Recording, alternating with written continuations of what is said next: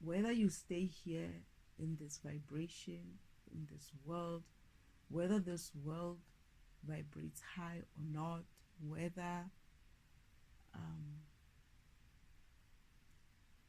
I don't know, whatever happens, right? When you've been where I've been and for as long as I've been, and you've kind of like understood the system and how God Father works, you start seeing it as in like, there's going to be more of this even in the future, or there's gonna be the same more of this bullshit wherever we're going, right? Be it the sixth dimension, the eighth, the seventh, whatever. It doesn't matter. It's like there's always going to be this room for bullshit as much as there is room for expansion, room for whatever. It's your bullshit is also coming with you. It's almost like infinite bullshit. I mean, infinite bullshit and infinite goodness, I guess. That is, infinity means uh, it's not just going to be a blissful infinity. No. Blissful infinity is balanced out by bullshit infinity as well. So when you understand something like that, you start seeing it's like, then why am I doing this? Why am I here? Why am I even? I'm no longer asking my existence. I'm no longer asking why am I on this planet, because I know that. Now I'm asking why am I even existing? What's the point of existence really? It's like if you were not created, would you miss this? No. If they were to say you will not exist anymore, would you miss this? No. Um, I do look forward to the future, but I feel like, in a sense of what would happen, what's the future looking like, but will I skip it if I can? Yeah, I would, because for me, I feel like it's just it's the same shit, just different uh, timelines or existence, and I don't think it's. I don't know how mother and father does it to keep existing for such a long time and keep living and keep going through this.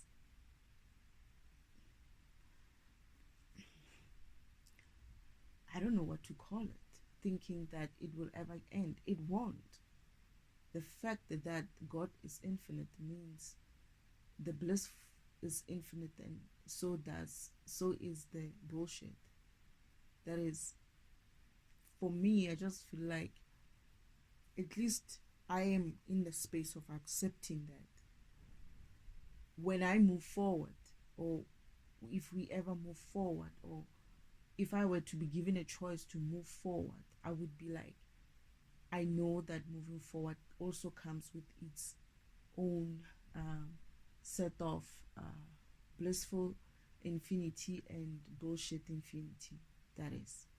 And at least I'm accepting that, or I'm beginning to process that in me, that um, the bullshit will, even if we don't move with the bullshit from the third dimension, the fourth dimension, the fifth dimension, what I'm trying to say is it will still continue to be some sort of a 6D bullshit, 7D bullshit, 8D. There's no way you're going to move forward and there's no BS. This is how I'm seeing it.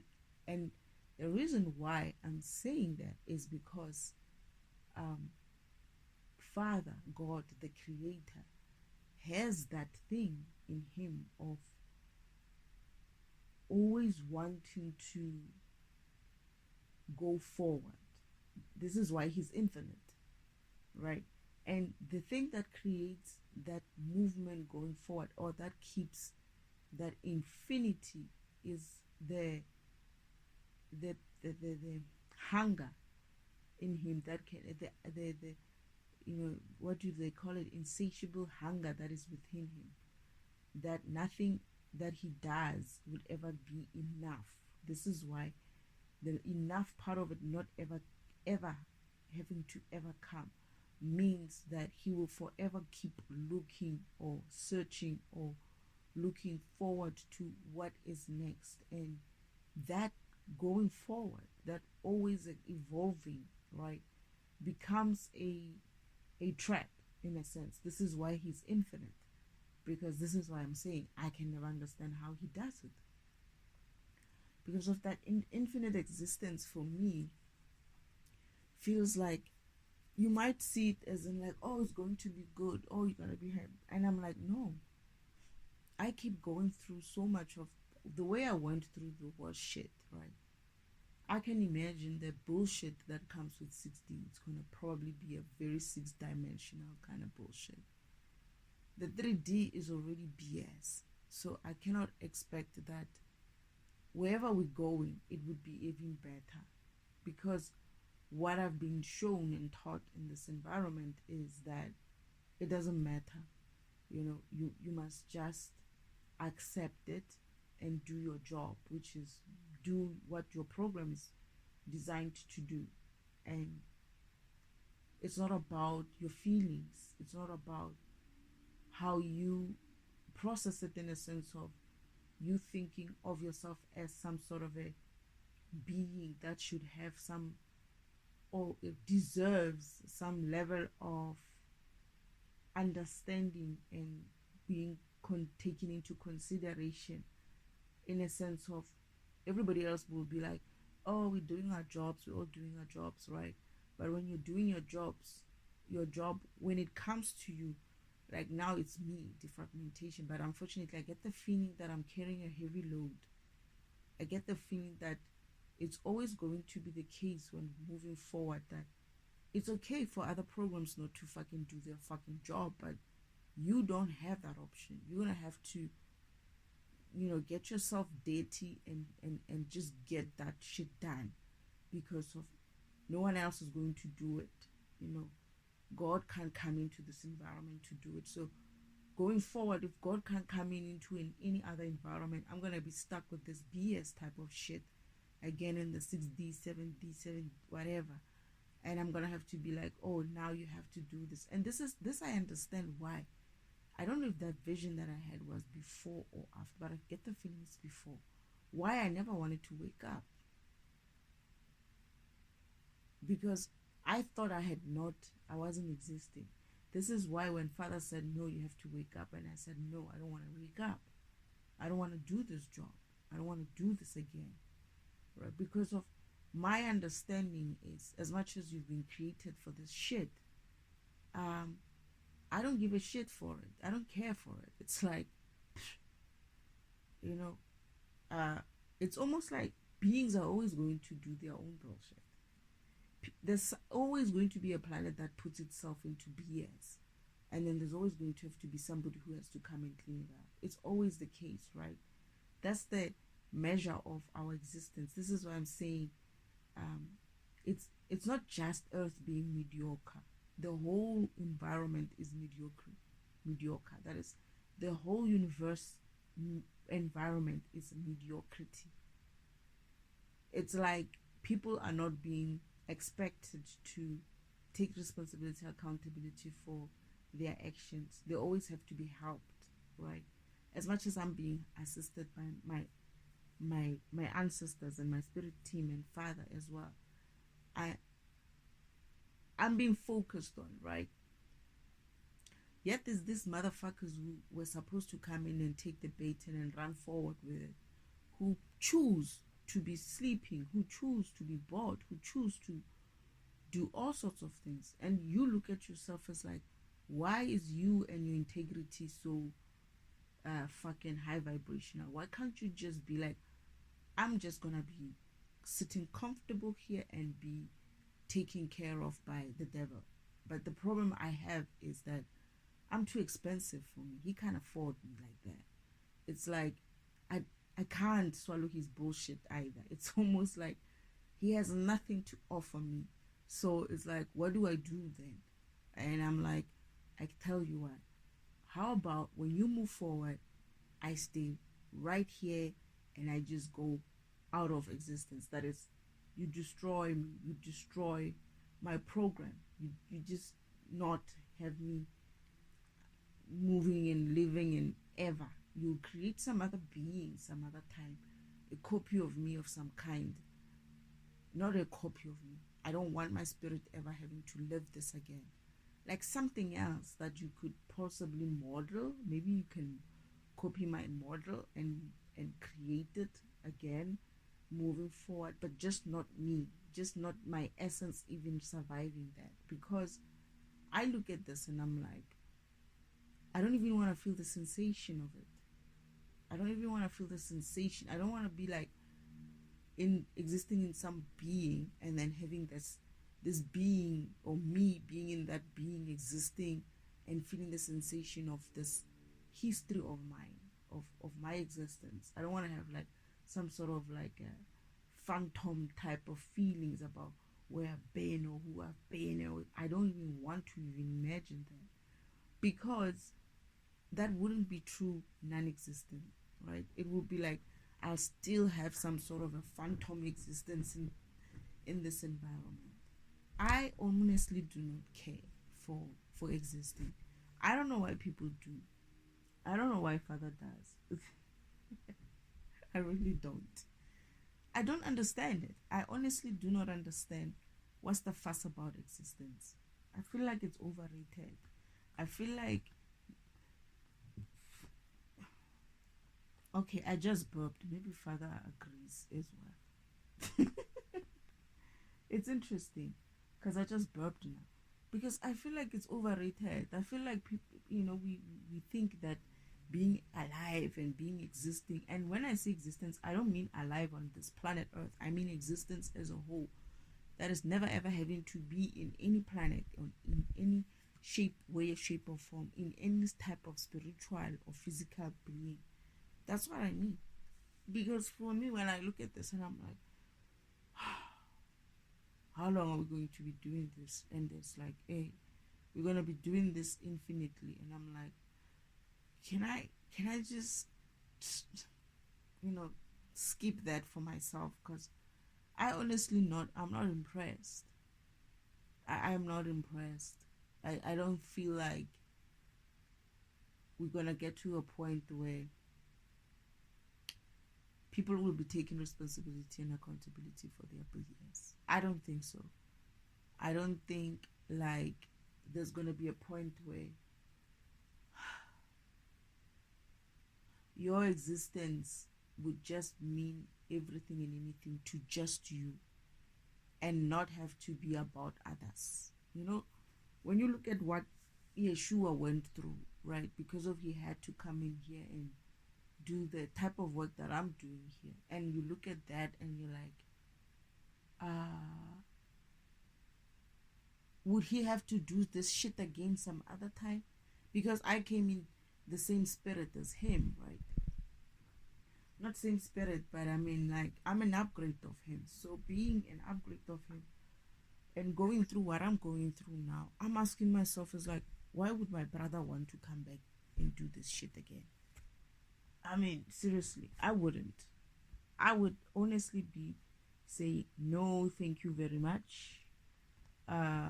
Leave me here and let me sleep and let me be. Because even being blissful, for me, I just feel like it's also overrated. Serious. Oh no, you're blissful, you're never gonna have any problems and whatnot. It's like, okay, all right, I get you, but not really. Because at some stage you're gonna get bored as well.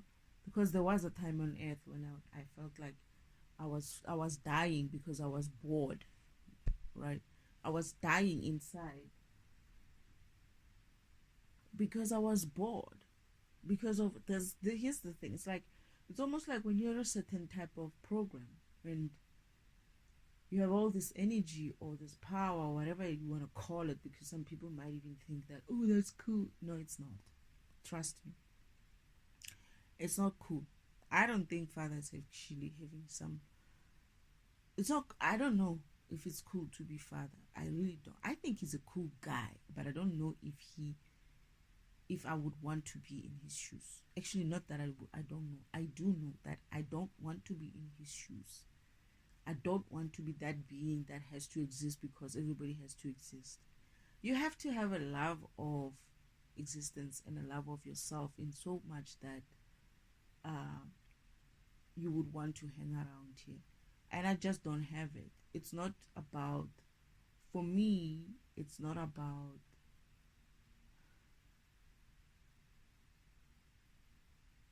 I think for me, it's not about me not loving myself. Maybe it is. Yeah, maybe it is that uh, I don't, it's not that I don't love myself. I love myself, right? It's just that I feel like I love myself enough to not want to have to accept the responsibility and accountability of processing other people's bullshit just because of how I was created that way. So it's almost like I'm too good for this bullshit. That's what I'm saying. I feel like I love myself enough to be able to say, I don't want to touch anyone else's shit. I'm too good for that shit. I want to mind my own BS, only my own BS. I don't want to be minding other people's BS, because when you look at why and how people get into the positions that they get into, that they end up in a position where somebody else has to come in and clean up after their shit, right? It's all always ego. And let me tell you what that ego looks like. It's fucking empty. Like, these motherfuckers don't have shit. They don't have anything that you could actually be like, oh yeah, you know what?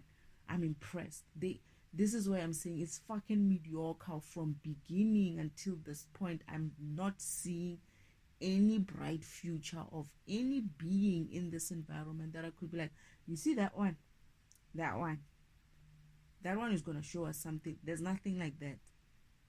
There's nothing like that. I haven't seen any brilliancy in this environment, in the universe itself. Okay. Except for my family. Right? I'm just saying, except for some beings that maybe in the spiritual realm, yes.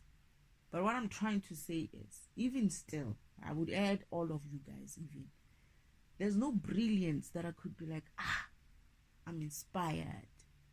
There isn't. And I'm not trying to make it seem like I'm looking at myself and I'm thinking I'm brilliant. No, it's not about even that. It's more like I I I don't have anything that motivates me to feel like this is worth it. And when I say this is worth it, I mean, like, I would take myself out of this equation if I could, right? But again, if I had that button, if I was given the button to say stop existence, I would.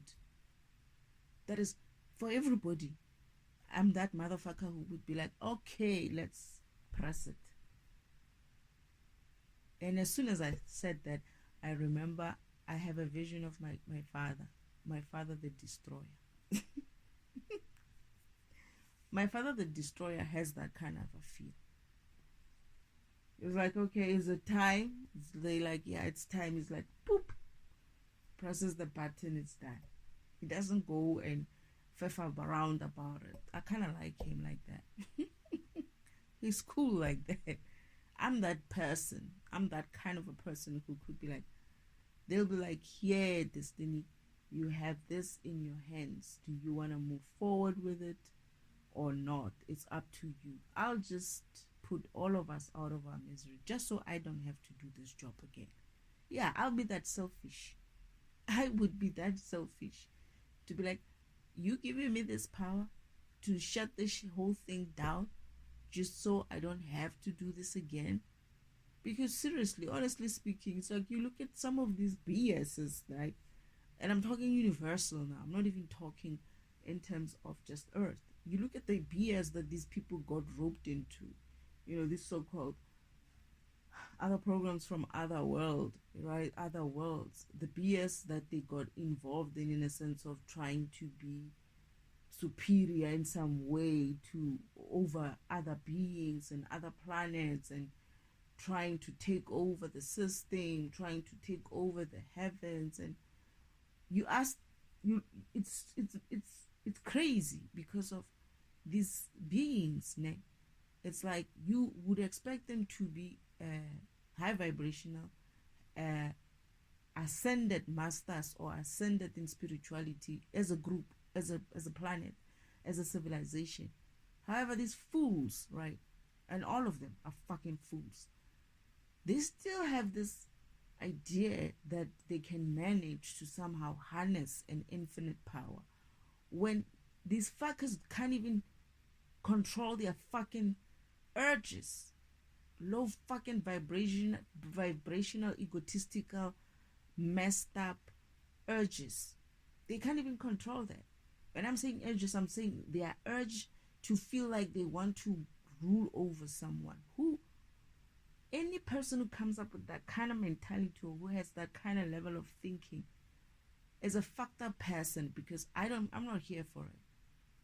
This is why I'm like, they're all like that. Everybody wants to rule over somebody in some way. Everybody, not everybody, but I'm just saying most of them are. It's like you see it in this environment on earth. People are like a certain color. White people want to rule over everybody, right? All these other people feel like they are actually supposed to be the ones who are supposed to be ruling over everybody. That is, black people have that certain fucking mentality as well, to say, oh, we're fucking black, we're millennial, what is it? Melanin and what. We actually, so yeah, I used to believe in that shit as well. And I'm not gonna sit here and act like I don't. And I know, in a sense of, there are some kind of like thinking that I had, in a sense of, I understand where the darkness is used, how it's used, but how others want to suppress it is like you're killing yourselves by suppressing this group of beings. Is essentially just low vibrationally pushing the whole planet down even.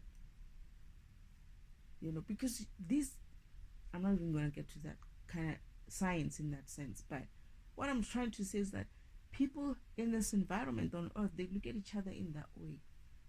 Oh, we are superior in this, we are superior in that, but not in a superior kind of a, it's, yeah, superior, but not in a, we are good, we are made, we are programs who are dark in skin color, and we are good for doing this kind of thing.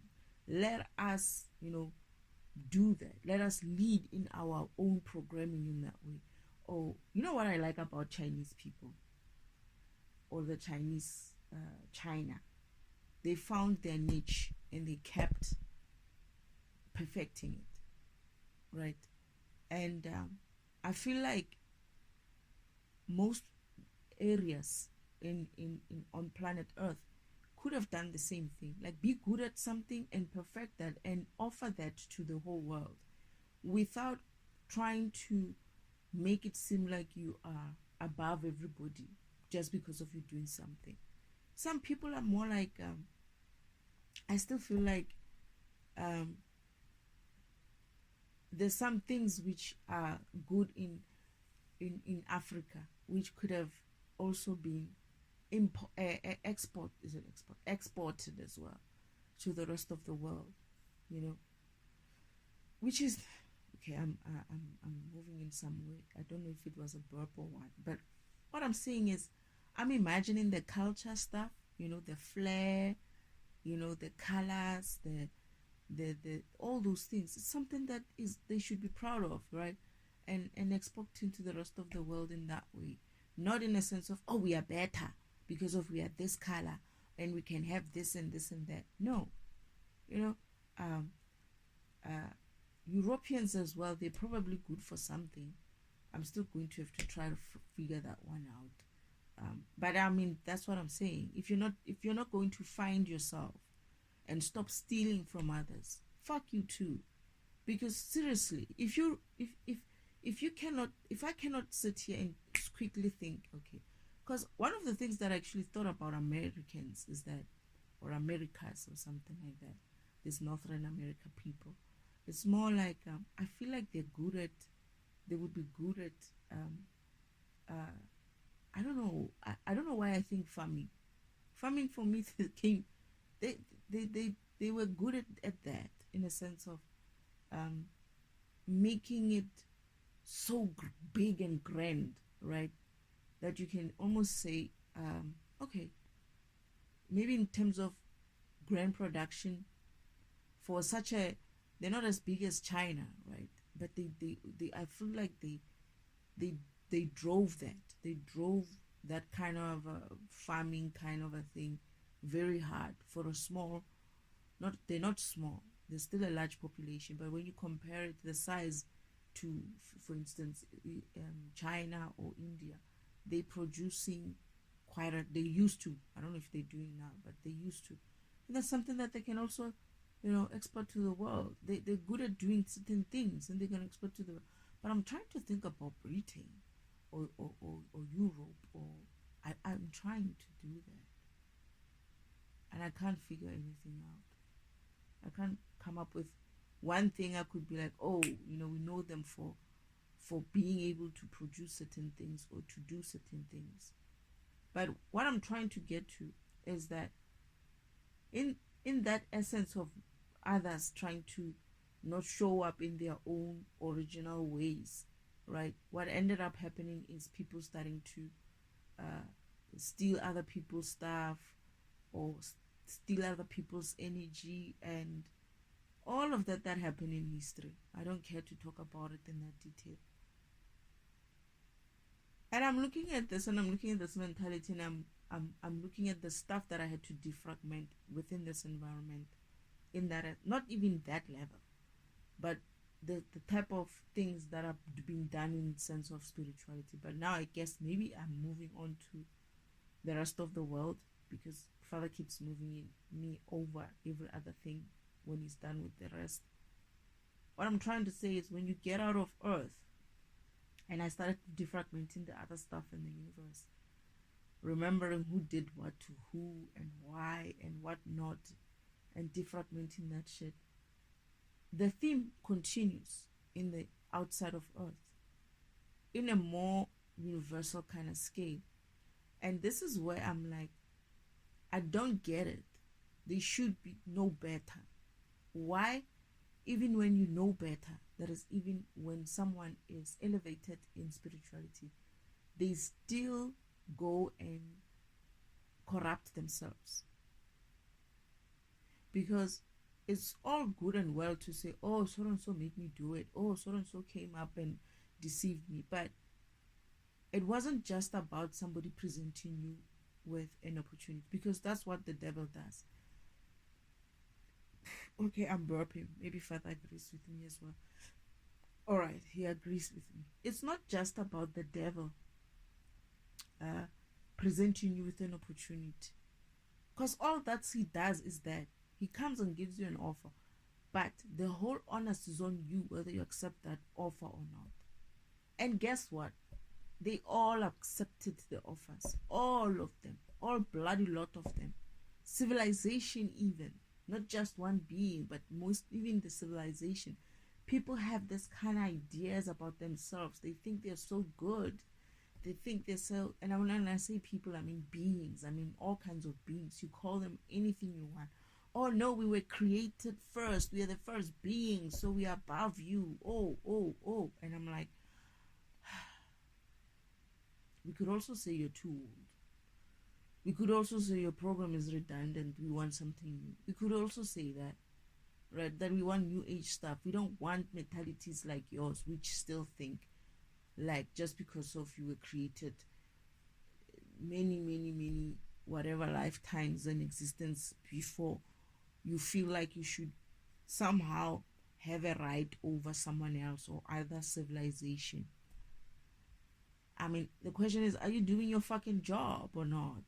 And if you're not doing your fucking job, fuck off. You're wasting our fucking time and space and energy, because I'm honestly tired of this shit. Because when you're looking at this rubbish and you have to be the one who's shoveling it, and you go to Earth and you're like, okay, this is bullshit, then you're like, okay, but I get it. You know, they are young in spirituality.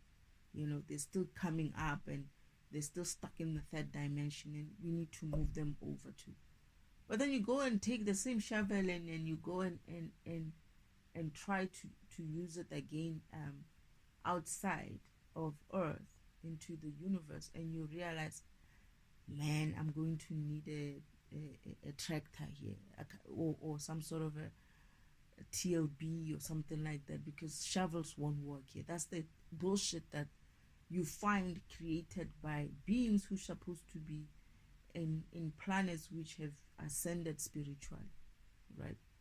And you're looking at it, then you see devil every time, because no, devil is there. It's not to say that I'm not blaming devil. Devil is there, but this is one of the things I'm going to say. Devil's best work was to identify how weak fucking civilizations before this ones were. That is how they were so weak, they got influenced by a crazy person. They just followed. This crazy man kept going on and on around the world, around the universe, telling them all kinds of bullshit, making shit up. Uncle Devil, to be honest, right? If you look at some of the games that he plays, right, the lies that he told, they are very much cartoonish. It's like almost like, seriously, you didn't do that. You know, the one that kills me, man? The one that kills me. One of the miracles that I was like laughing. Even Father laughed, right, when he was showing me how Devil did the salt, people turning into salt story. And I was like, you're not serious. He didn't do this. It's like, yeah, he does such things. You've seen it. They were at a place where there's the salt type of mountain. These salt deposits are everywhere in that area. And Uncle Devil did his own, what do you call it? Sort of like a snowman type of a thing, but with shapes of people. And then call people to come and see that these people turned into salt. And people didn't believe it. They didn't believe it. They laughed at them, right? But then he still went in and it's like, no, it's fine. I'm still going to put it in the Bible. And we read it as if like it's truth.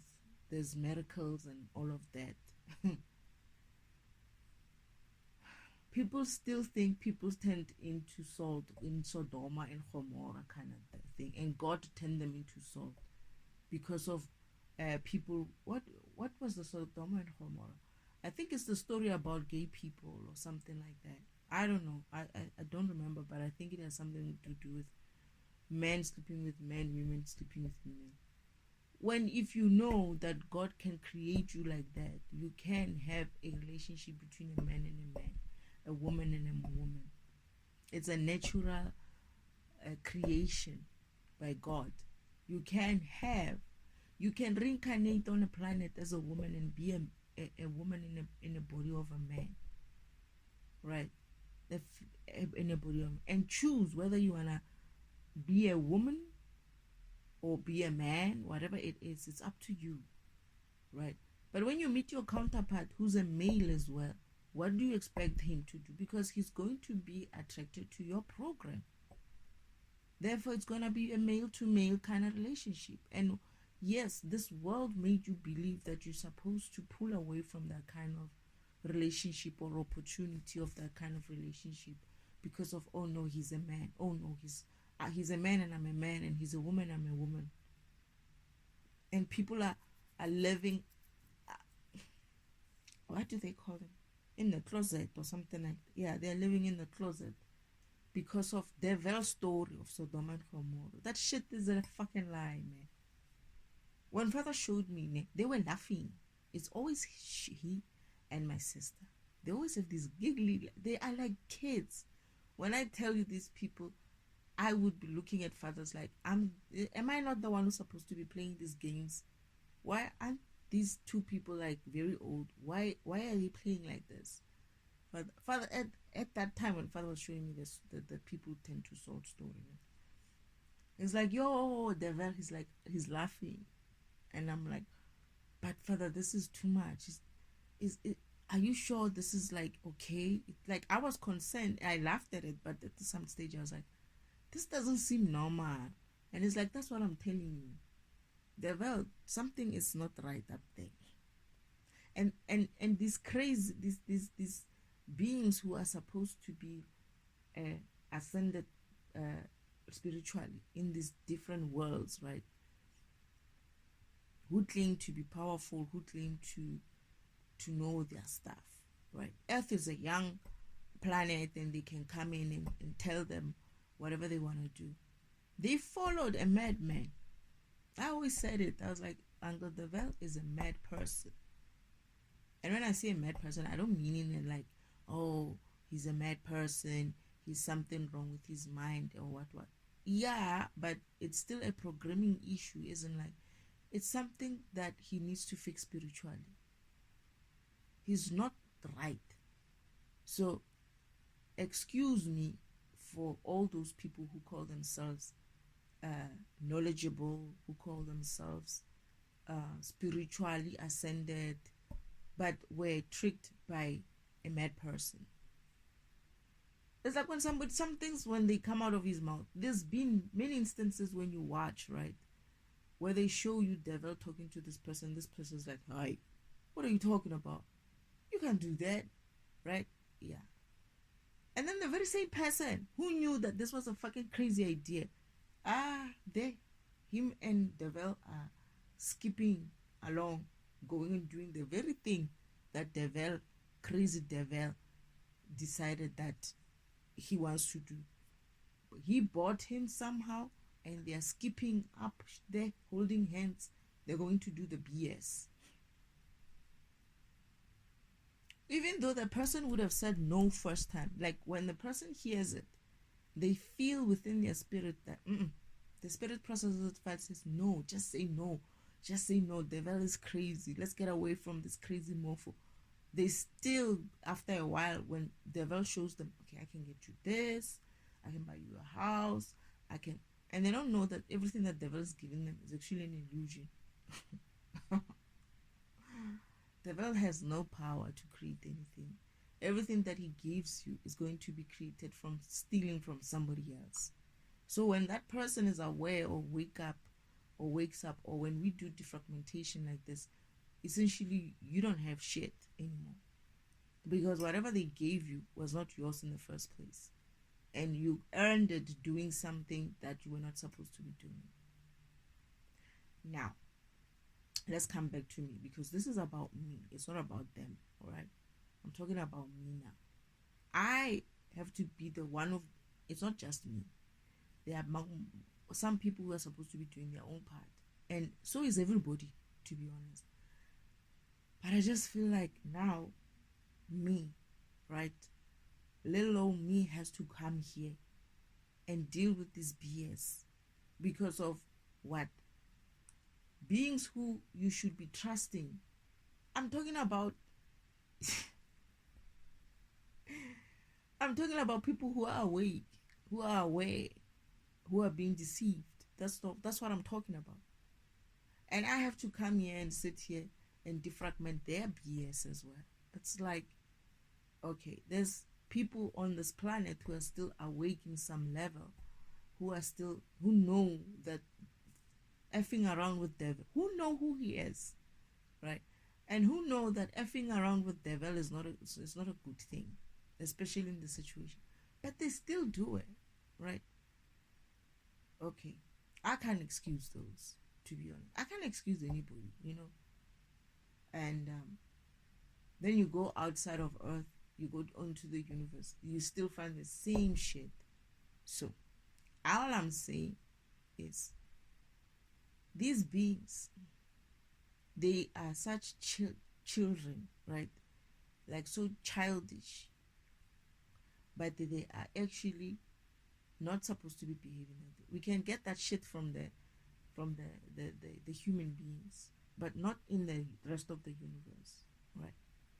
There's only this group of beings who actually kind of impressed me, and it's those, I think they call them draconians or something like that, who pulled back when they started seeing that this does not feel right, we can't do this, right? This, like, I was talking about, I don't know, I think they call them draconians, I don't know. Or maybe I said they look like um is it alligators? Yeah. Something like that. Somewhere like that. And I did say also that I still think they look they're kind of like very good looking. You'll be surprised that despite the fact that human in your human world they've taught us that these type of beings, they look like this, they're scary. Plus they draw them funny. I don't think they look like that. When you see them in their normal form, you'll be like, okay, I when you don't have the eye of seeing a human being, a draconian, when you have not been trained to have that eye of, oh, he's white, he's black, he's Chinese, he's Indian or whatever. The same way in the universal sense, if you haven't trained your eye to see that kind of a difference within you, you're not gonna see them as, oh, they are like that, so there must be something wrong with them. No, you're gonna see them for what they are and who they are. And they were actually, this is what I'm saying, they were actually quite honorable, an honorable group. Instead, these mofos who are in this Galactia or someone like that, Federation or something like that. I don't care for the fucking name as well. They came off as again, oh, we are superior, we are better, we are what, and they had this the sense of intention of harm or of manipulation. Let me put it, of manipulation. And these are the beings who, most of them on that ship looked like me and you. Yeah. So now I'm defragmenting this, right? Father said to me, you're gonna anger this Federation of Galactic or whatever. And I was like, who's those? It's like, you're gonna learn about them when you get to Earth. And I'm like, so did I cause problems? It's like, nah, you were telling the truth, but they're gonna be upset. And I'm like, fuck them. All right, I don't give a shit. If you ain't right, then you ain't right. And I'm not going to like sugarcoat this shit and be like, oh, it's a fucking Federation of the Galactic. Fuck you. Yeah. Because that energy has to be reversed. We don't give a fuck who you are. Right? What you call yourself or what you think about yourself. I don't give a shit. I don't have to be here. If you want to kill me, I mean, I don't have to be here. Father will just carry on with the upgrade as far as it got. He can upgrade if he wants to upgrade. If he doesn't want to upgrade, the upgrade is already done anyway. In my understanding, it's going to be probably most of it is done. Oh. I don't give a fuck, to be honest. You know why I don't give a shit? Because this is not the shit that I'm intending to move forward and having to do. If Father doesn't get me out of here, as in like get rid of me completely, and I have to live on and see these motherfuckers again, or have to defragment these motherfuckers again there in the future, in the 8th dimension, I'm gonna be upset. I'm honestly going to be upset. Why? Why should I be cleaning up their mess? No, I refuse. I am refusing. This is essentially my refusal of, I wanted to say my resignation. I should do that. It's like, I'm resigning. I'm saying I am not going to be defragmenting any BS type of beings going forward. Whether you're in this fucking planet called Earth or in some planet out there, I don't care. I don't need that shit going forward.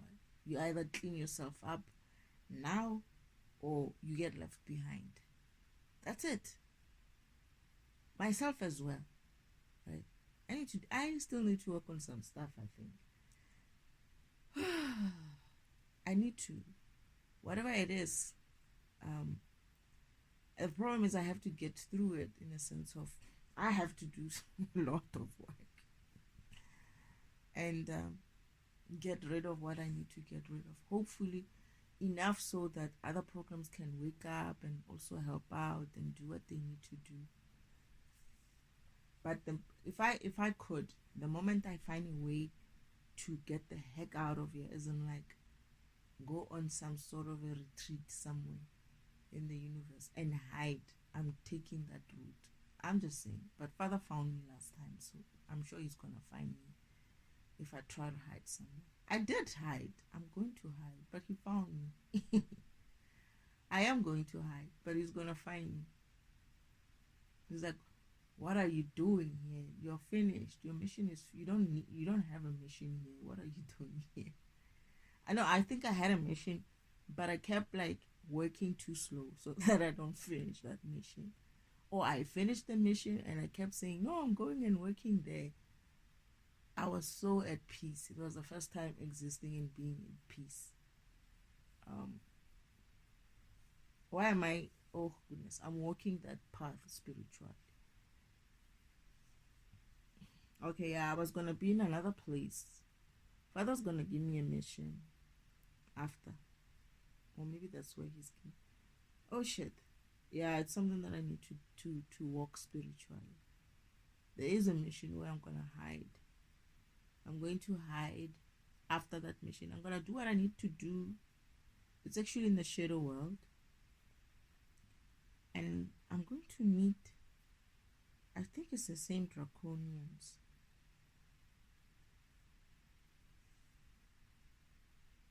Yeah, Father said something like you're gonna work with them in future. You're gonna get an opportunity to do something with them in future. I don't know what we were looking for. We were chasing something or someone.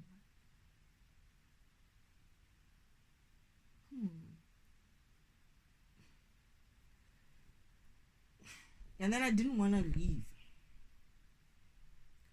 I didn't want to leave.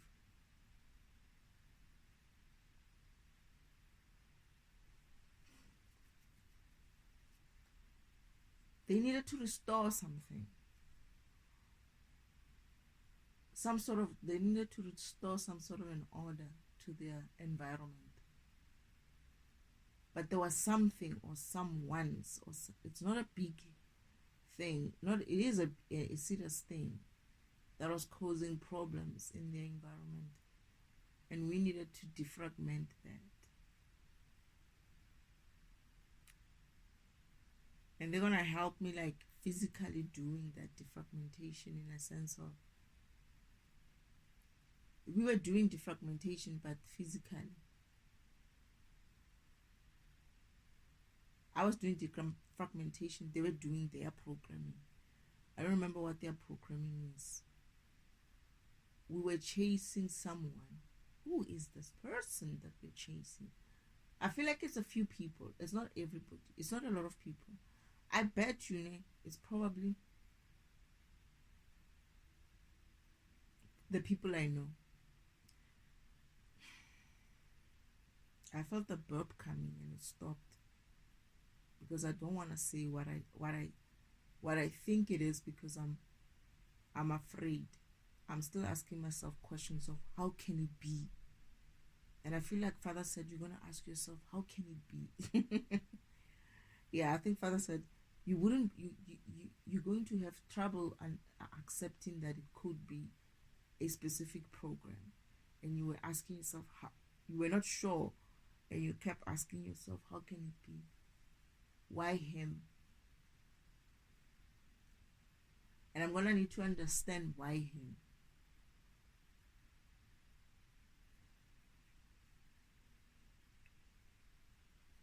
This being, I don't understand what's the relationship. Okay, they are friends. Him and my father were friends. I don't know if they're still friends, but his father's friend. And I can tell you now that father has a soft spot for this being. I cannot, am not like, I don't care for him anymore. I'm tired of him. He's a trouble bloody maker. Honestly. I think on the line of, what is the opposite of ascension? Is it dissension or something like that? On that line, first is the devil, Uncle Oman. Second is my grandmother. Okay, not my grandmother. First is the devil. Second is my sister. My imposter got a sister. Third is my grandmother. This guy is number 4.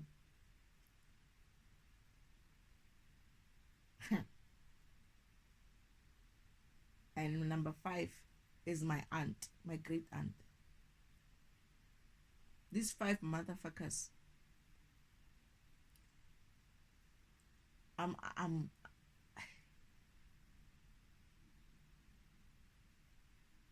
don't even know what to say anymore when it comes to them. It's like I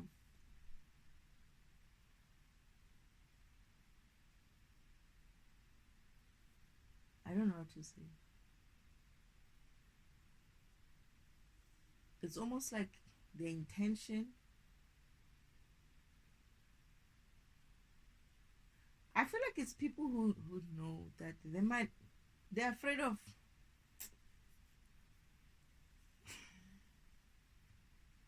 They've done so much. They have so much of karma. They don't want to be taking it on. So they'll do anything to avoid it. Anything to run away from it. Yeah, we were chasing him because of he was hiding or something like that, and he started creating trouble in that environment. He went and hid himself there and started creating trouble there. And this is why he started creating so much of havoc that these beings that I'm talking about, the crocodile type of beings, are gonna have a hard time finding him, chasing him. I think this is where I'm gonna have to come in and help them, sort of like okay, I burped. Wow. I'm gonna have to come in and help them, like, find him. They're gonna have he's going to hide himself in their area, in the shadow environment, and I see them chasing him, right? We are all chasing him. We're chasing him. That's the problem with this guy. This guy has so much energy. We are always chasing him. We are always chasing him. He's always running. He's fast. Which I don't understand. And I keep asking myself, how does he get energy to do that? I feel like he steals energy. He's capable of stealing energy. Yeah, he does, because he used to do that to me too. He knows how to siphon energy. That's what they used to use him as. He siphons energy and then he uses it too. That's how he runs away. That's how he keeps himself moving, because normally he's not supposed to have the way he's so comic. Has so much of comic debt. He's not supposed to have that kind of energy to be able to run that fast, but he does.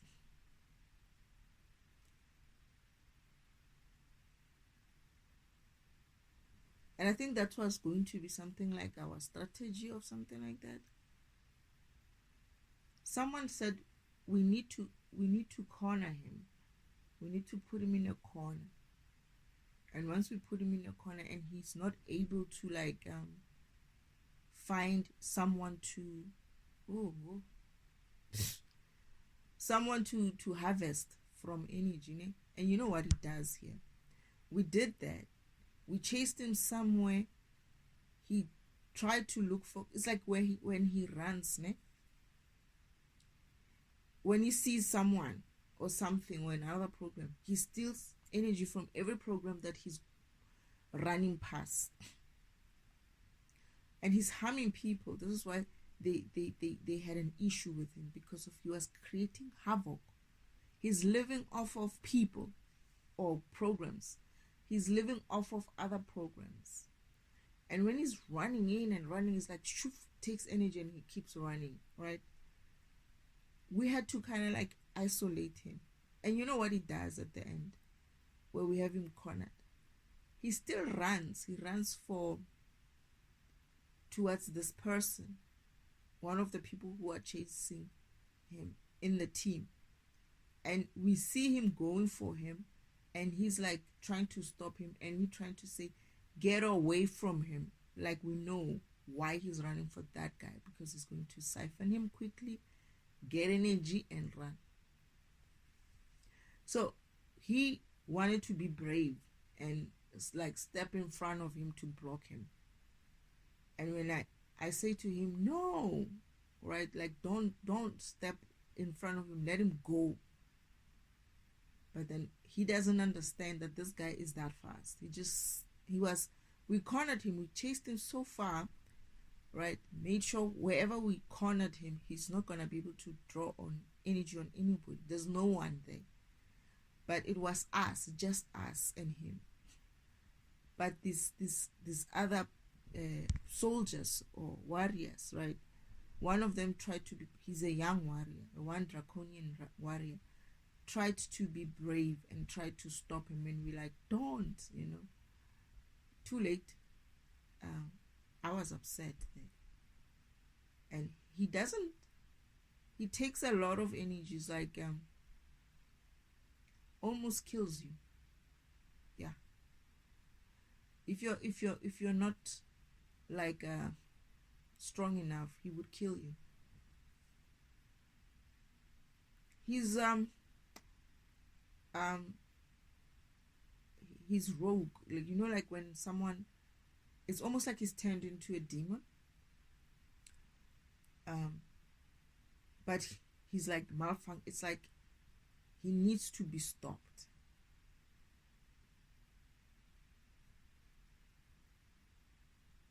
He needs to be stopped. And we're chasing him. I feel like I'm the only one who can actually like stand against him, because of I've done that before. I've learned to withstand them. But then he knew that this one is a young one.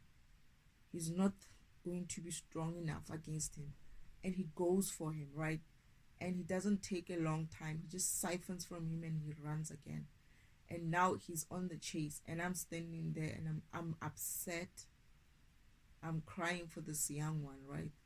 Father's like, don't worry, leave him. You have to get that guy, and I'll get him help. Because he siphons so fast, so much that that program went from being a young program to a very old man, almost ready to die. That's how bad he was. That's how bad this specific program is going to get. Or it would get if this future happens. He's going to get... It's like he knows he's going to get come. He's going to lose everything. And when he loses everything, he's going to lose it. And because of his very image conscious. And because of this image conscious, he's gonna turn sour. He's gonna turn bad. And remember, he's a warrior program, by the way. He's supposed to be powerful, but his weakness is his spirituality weak, in a sense of he can be programmed as a God program, but he is spiritually not that as good as he should be. It's like he's very easily tainted, and he's gonna get into this mode of I like, what do you call it? I have nothing to lose, kind of a thing. Like, I've lost everything, and I'm not gonna lose anything more. Something's going to trip him. Something's going to like trigger him to be like, that's it. Instead, it's like he doesn't want to learn his karmic lesson. Shit. He wouldn't want to learn his karmic lessons, and he's going to essentially be like, no ways, I'm not doing this. I'm not going through this. I'm not gonna go through. Like, he's gonna be aware of what is coming for him, and he'll refuse to go through that.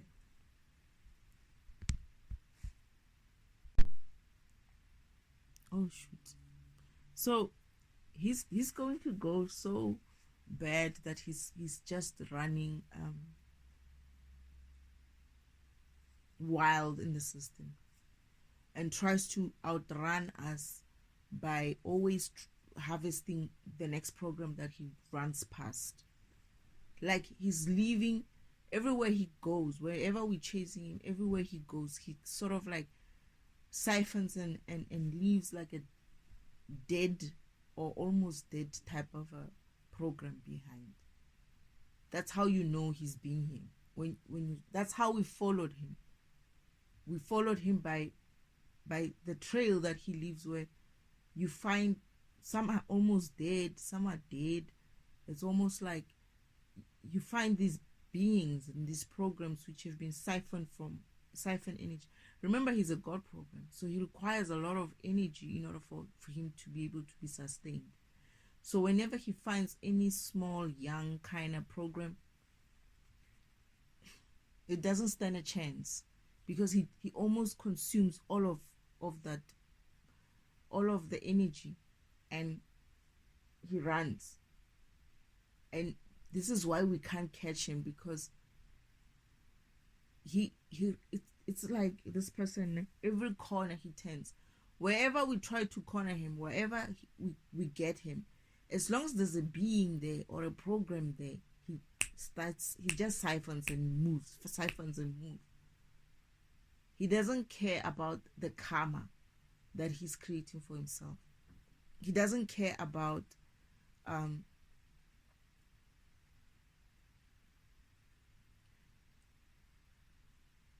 he doesn't care. He's lost so much or everything, and he's not willing to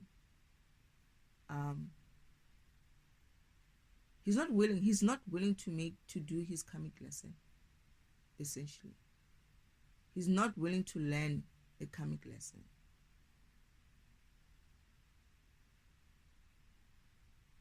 And he's determined to just create havoc in the system. I'm trying to remember how we catch him. We do catch him.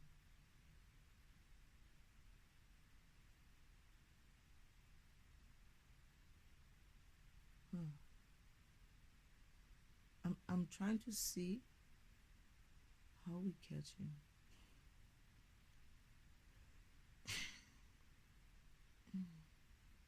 It's like I see myself. He's always like he's gonna catch me. He's gonna like kind of hold me hostage and tries to do the same thing he does to others.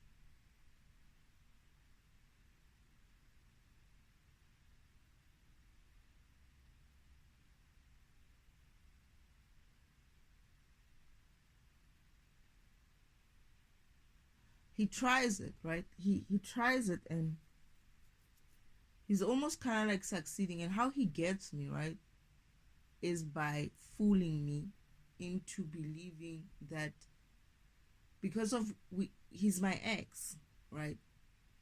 He plays that emotional game with me.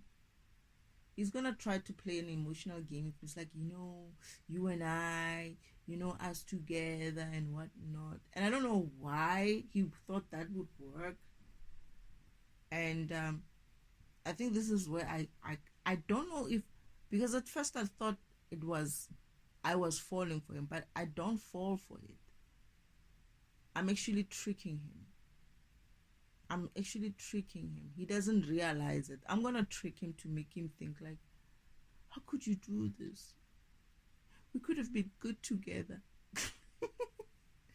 Right? I'm doing something like that, but then I'm luring him closer because he thinks he's siphoning. He doesn't realize that I'm allowing him to, just so he can relax and think that everything is fine.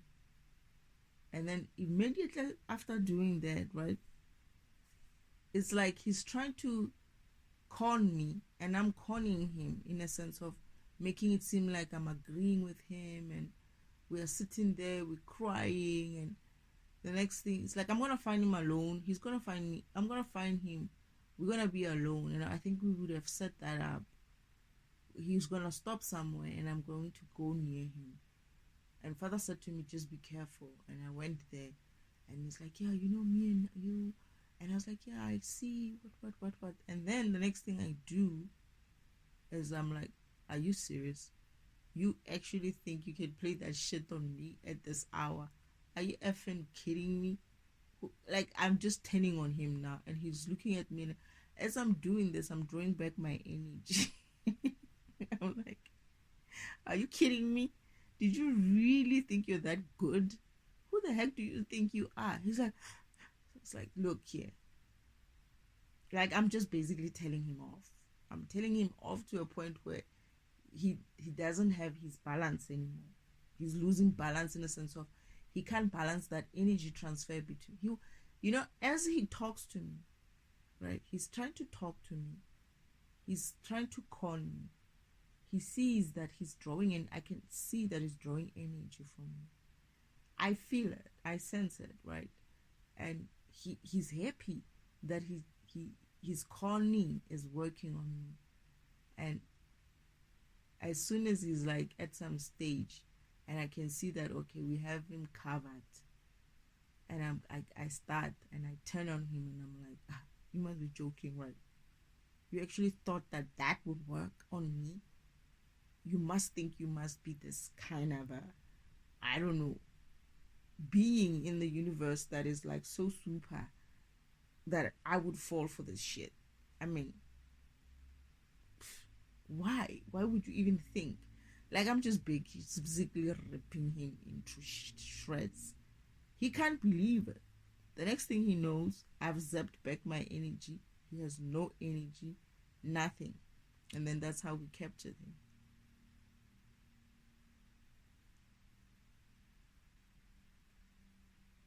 They're gonna put something on him. I don't remember what it is, to just contain him, because of he does still have he knows, he has the knowledge of taking people's energy. You just basically get him like this. He bought what I was saying, which is the problem. I didn't buy what he was saying, but he's gonna buy what I'm saying. It's like he's gonna know he's lying to me.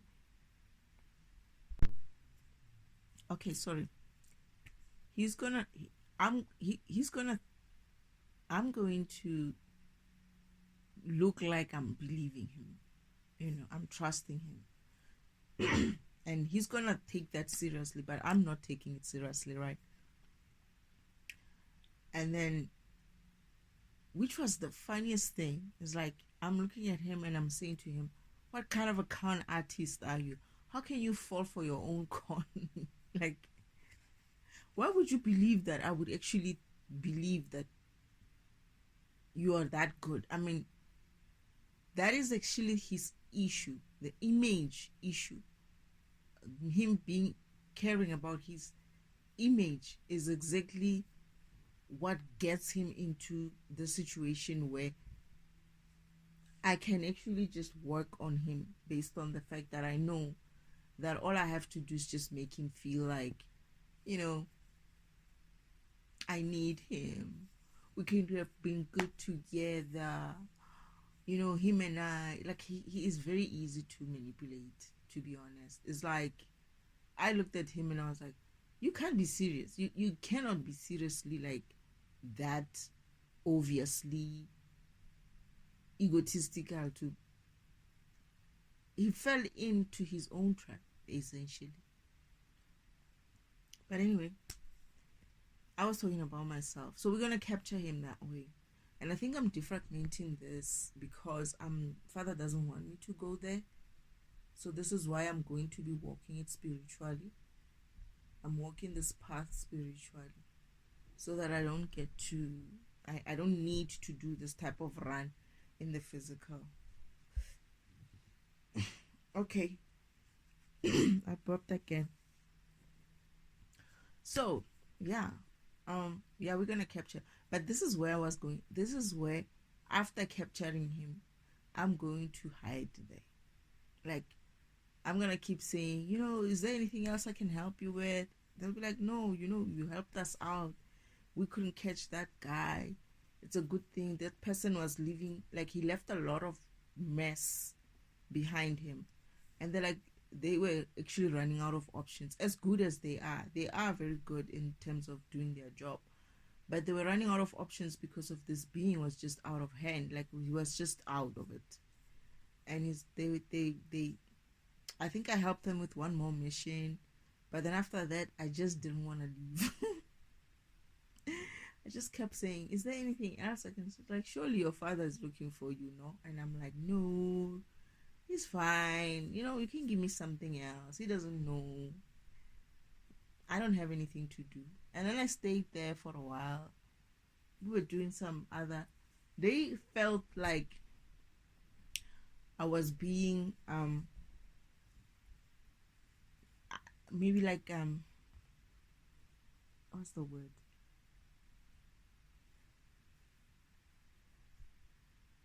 They felt like they were taking advantage of me.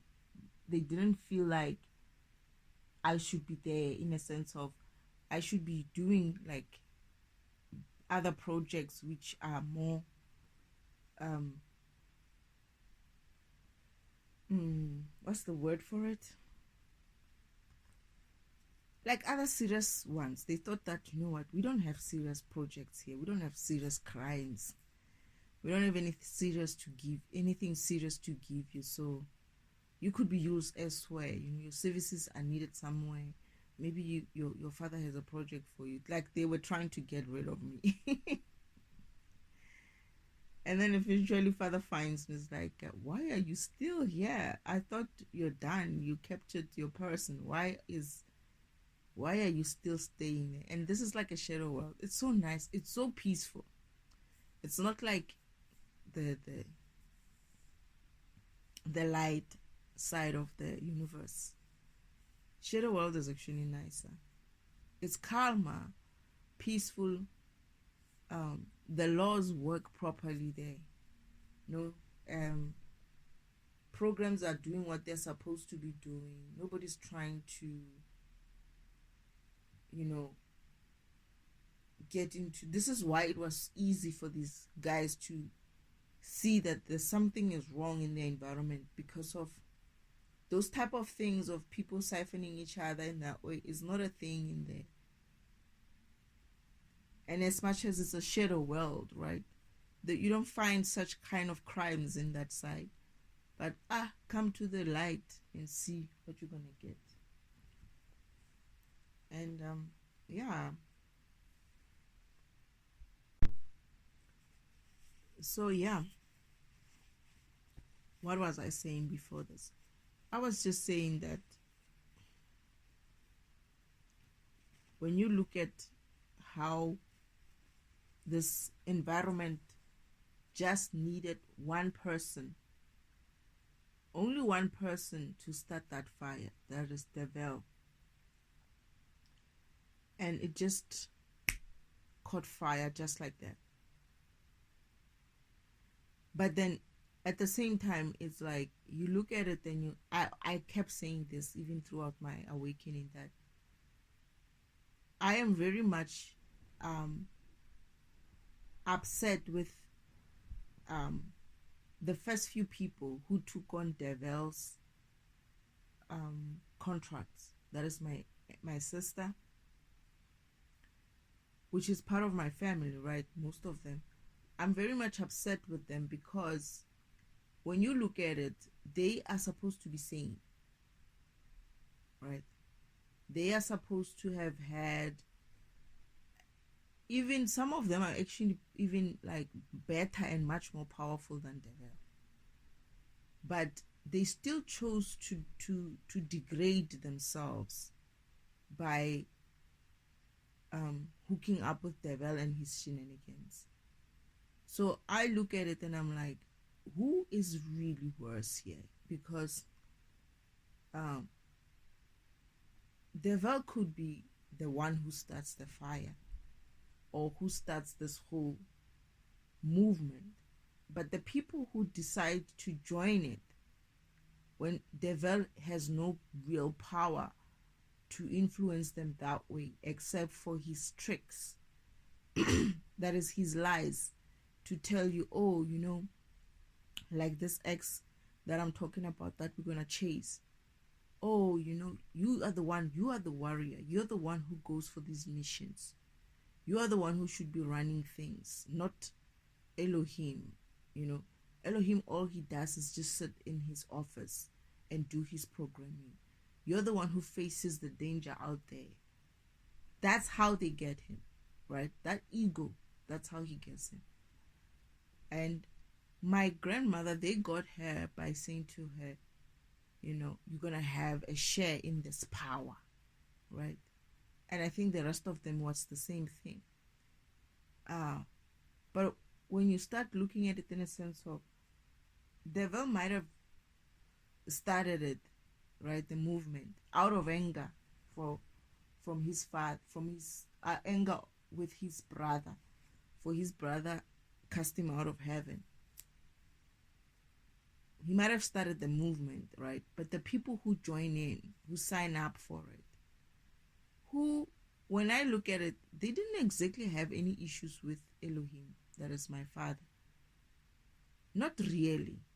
Like, they developed issues with God the Creator after devil influenced them to think a certain way about themselves. That is, you are better. Like, for instance, my sister. After devil said, you are smarter, you know this, you understand the law of the universe better, you can tell God or Elohim exactly how it should work because you've studied it so much. It's like, I studied, God created this environment,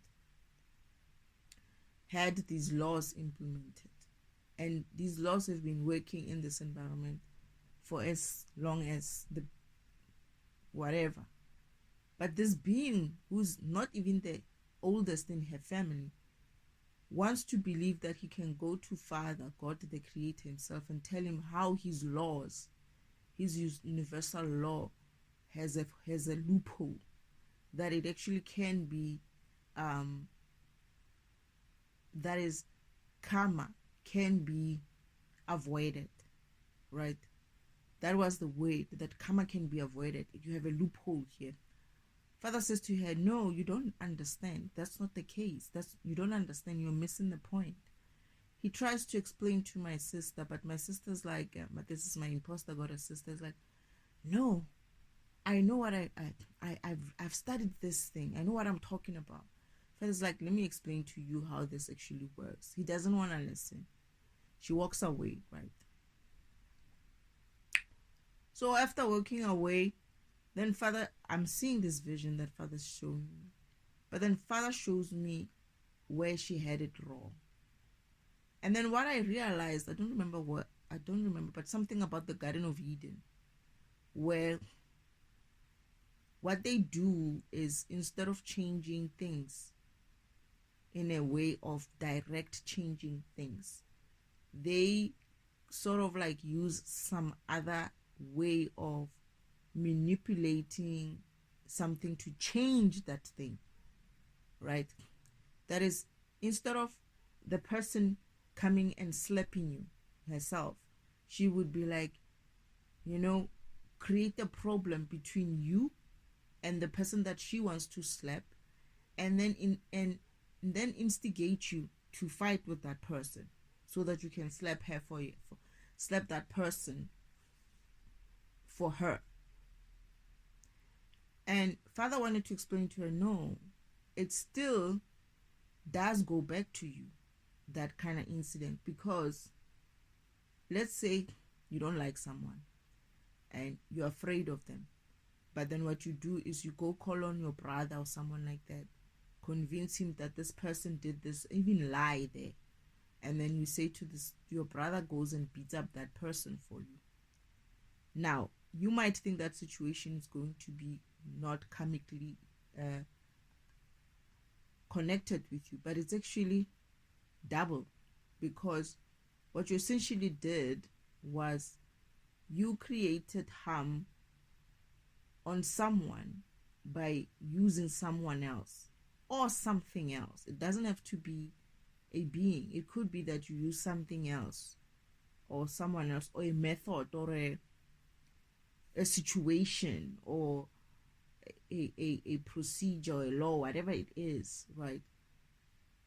But what happens with karma is that it works on intention. People need to understand that karma works on intention. Your intention is always recorded, that you created that situation of your brother understanding something that is not necessarily true and acting on it on your behalf. So you get double karma. Is that your brother's going to get karma for getting influenced, period. That's not a question. Your brother's going to get karma for hurting that person, right? And then that karma is going to transfer to you by the fact that you influenced your brother, which is also meaning interfered with your brother's program to make your brother's program behave in a way that it shouldn't normally be able to behave. That is, it wasn't running in its own programming. It was running on your programming. That is, you interfered with that program. So you're going to get the karma for interfering with that program to interfere with another program. And that karma is almost like it actually is double fold, because what you're getting is that your brother loses energy because of he went to interfere with another program, right? But then that energy that your brother lost, you are going to essentially pay back your brother for that energy. And it's like, how can I put it?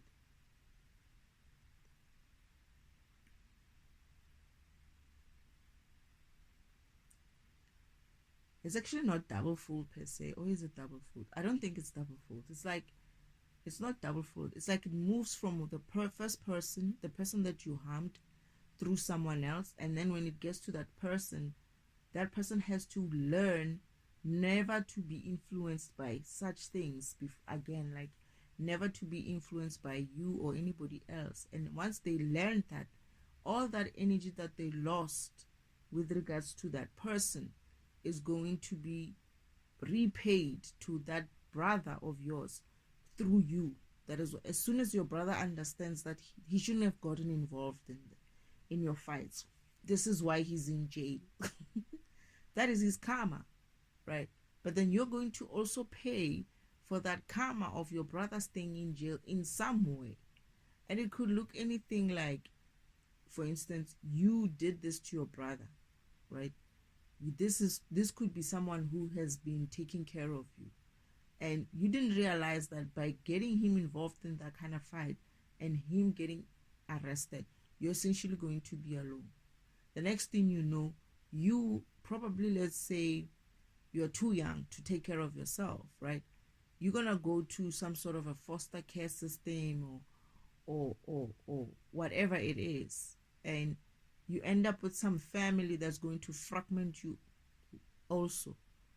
And that is your karma, in essence, because of now you need to now understand that you're in that position because of your own doing. Had you not instigated your brother that way, he wouldn't have gotten into trouble and ended up in jail. And this is when he leaves jail, he might come back and be like, I don't want to F with you anymore because this is what happened to me with your shenanigans. Even walk away from you. So that is also another way of you paying that karma. It's like, you're not going to pay just that karma of your brother learning to not listen to what you're saying and mind his own program, but you might even earn the karma of alienating yourself from him and other people and other family members, or ending up in a situation where that brother's not there to help you. Let's say he's not there to help you. You don't end up in a foster system, but he's not there. He used to fight your fights, right? Now you're alone, you're vulnerable, and if you open your mouth to someone in some way, they can slap you and just be done with you in that way because of now your brother can't come and rescue you or something like that. So it's very this is what father was trying to help her understand, that no, you're still going to be indebted to your brother, even though you wanted to hurt the other one. Your brother being the tool that you used is you essentially interfering with this tool or this brother of yours program, and therefore you owe energy to your brother's program. She didn't want to hear that. That is, I mean, Pastor got a sister. And what they did in this environment is essentially that they kept doing dirty shit using people. This is why I always say devil does not have energy. He uses other people's resources to pay you with it. He uses other people's resources to do something to you. He always does that, even with the comics close by to him. He would be like, you go open that file, right? You do it. You siphon from her, and then I'll get it from you. He always does that to them. But what he doesn't understand is that the law of the universe works that way. And that's what all these comics, all these bad people, all these people who are siphoning from others, all these corporates and all of that who are using others to get themselves in some sort of a situation where they're using other people's energy unfairly, so that is, they're not paying them back whatever it is due to those people. They still even on sides and, you know, all kinds of ways, you know, they're just basically screwing people. That energy is going to be reversed. It's not theirs. It's going to be reversed to the people who they siphon from. And they do that because they believe that that is the way of avoiding karma. They use a middle kind of program, right? It could be a person, it could be a process, it could be a law, it could be all kinds of things, right? That they would put in front of you to make it seem like, no, it's not us who's screwing you. It's the law. It's the law. But the reverse of the energy means that when you still have someone else's energy which doesn't belong to you, that is your company, your group or whatever, has energy that doesn't belong to it, what happens is when the energy reverses, it's going to take out all that energy from those businesses even,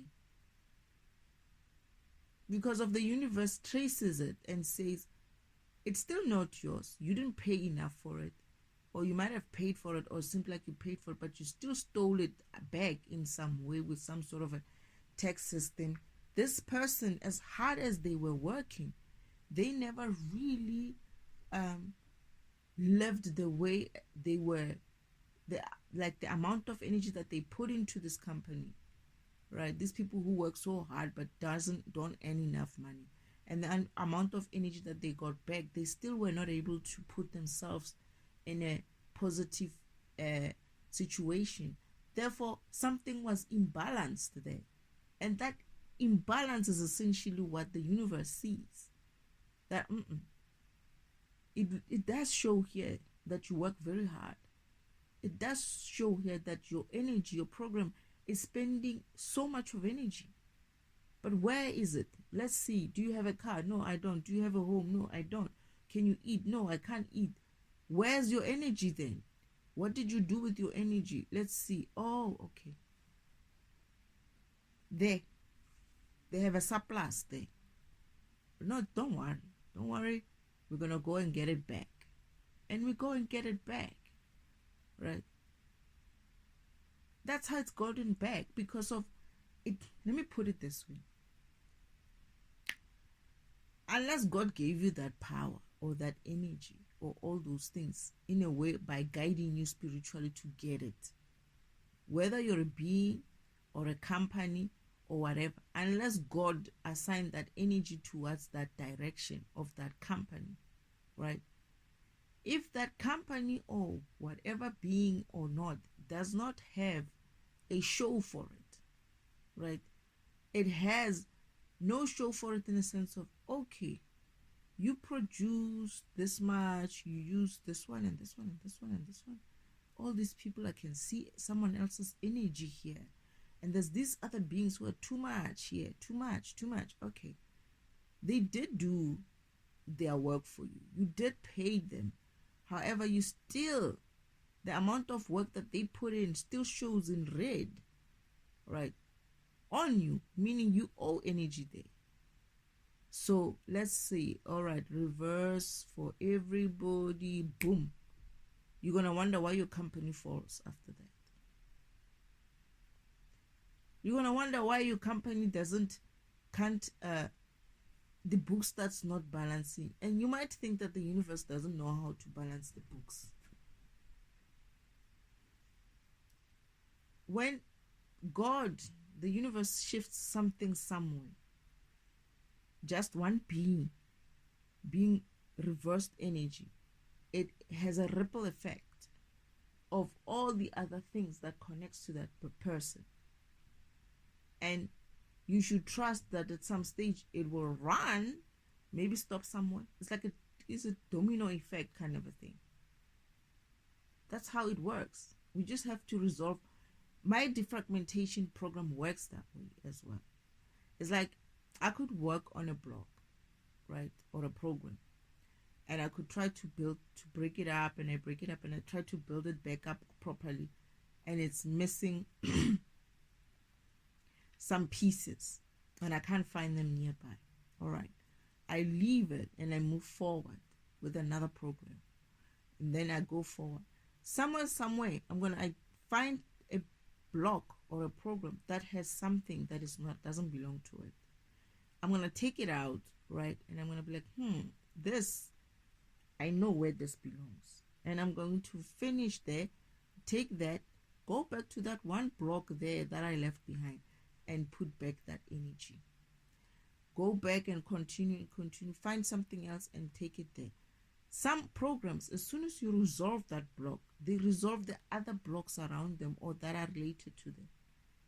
It's just a domino effect. And normally there's like if specific beings, for instance, storage or whatever, or specific programs, when you resolve them, it just resolves a whole lot of other mess. And it just runs. It's like my program, what it does, it's like it will get somewhere, you find that it's getting stagnant. Like I'm stagnant right now. I'm getting stagnant. The next thing you know, I resolve one thing. That one thing that I resolve could go and like run in the system like where I sat at 40% stagnant, you find that I'm actually 97% now. I'm just left with the 3% because of I unplugged a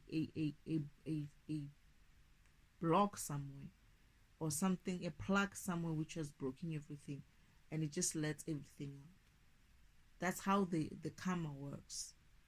Is that it might not seem like it's working, right? It's slow, but when it does eventually get unplugged in different places, it just goes on its own.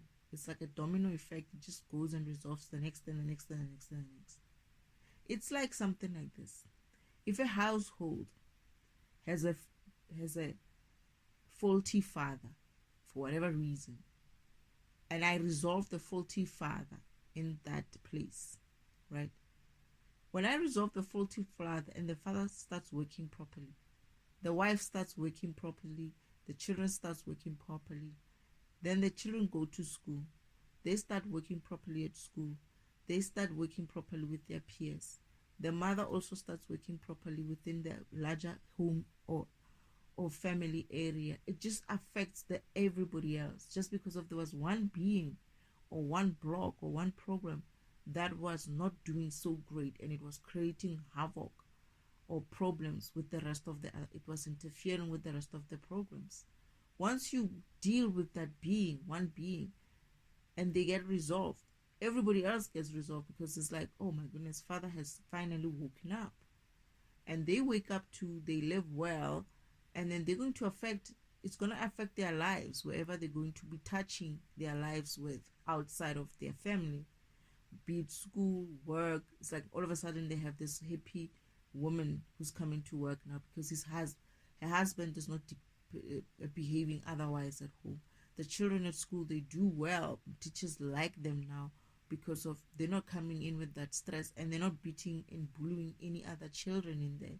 So their lives become better, and it just gets, you know, all it just affects whatever it can affect. And that child that used to not like this other child because of they were a bully starts being friends with them, and they start having a better relationship with this child. They take that, they go to their homes as well, where their mother used to be like always sad that their son or their child is always sad and whatnot. Their issue is resolved as well, because the child now comes and is like, oh, me and Johnny are friends now. You don't have to worry about me, mommy. I don't have to have issues at school because we're friends. I'm good. I'm happy. Mommy's happy. Everything works out as well. You might find that that was maybe not the one issue there, but it's actually some issue that also unplugs a lot of things in that house, or a lot of things for whoever it was that had an issue. And it just starts resolving many other things that were in that home. So that's what it means to also light other people's candles in that way. That you just have to resolve one being. It may affect, you might find that the domino effect runs so wide that it becomes such a beautiful thing when you see it.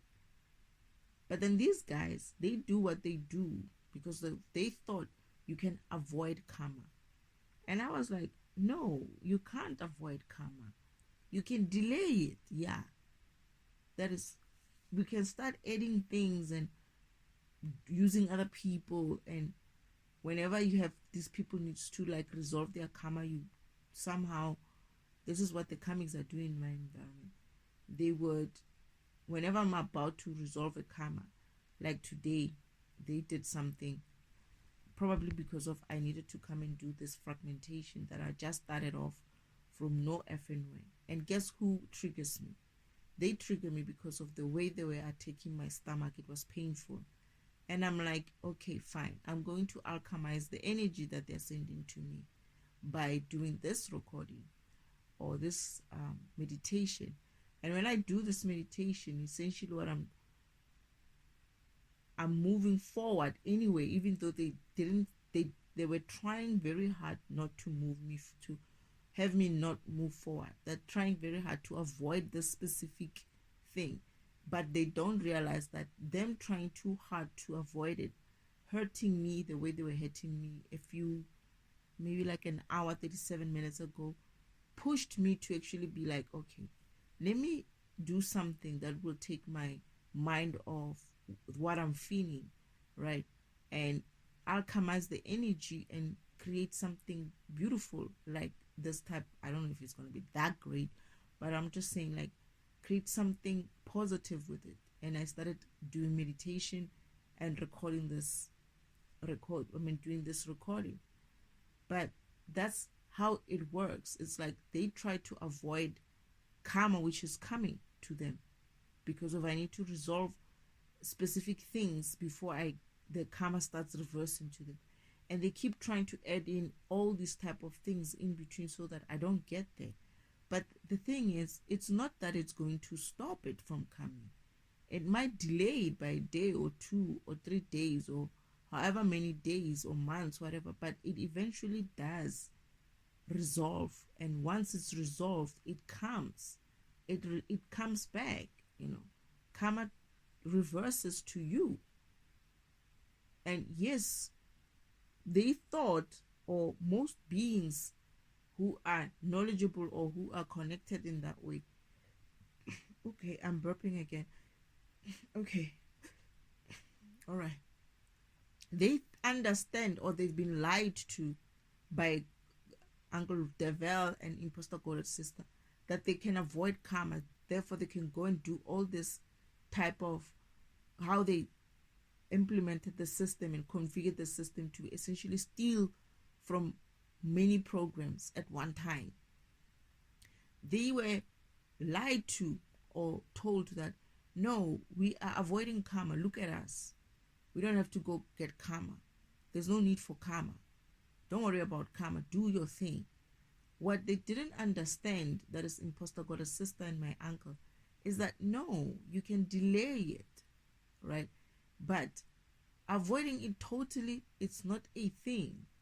Delaying it, yeah, perhaps by trying to make sure that I don't do what I need to do, or so and so doesn't do what they need to do.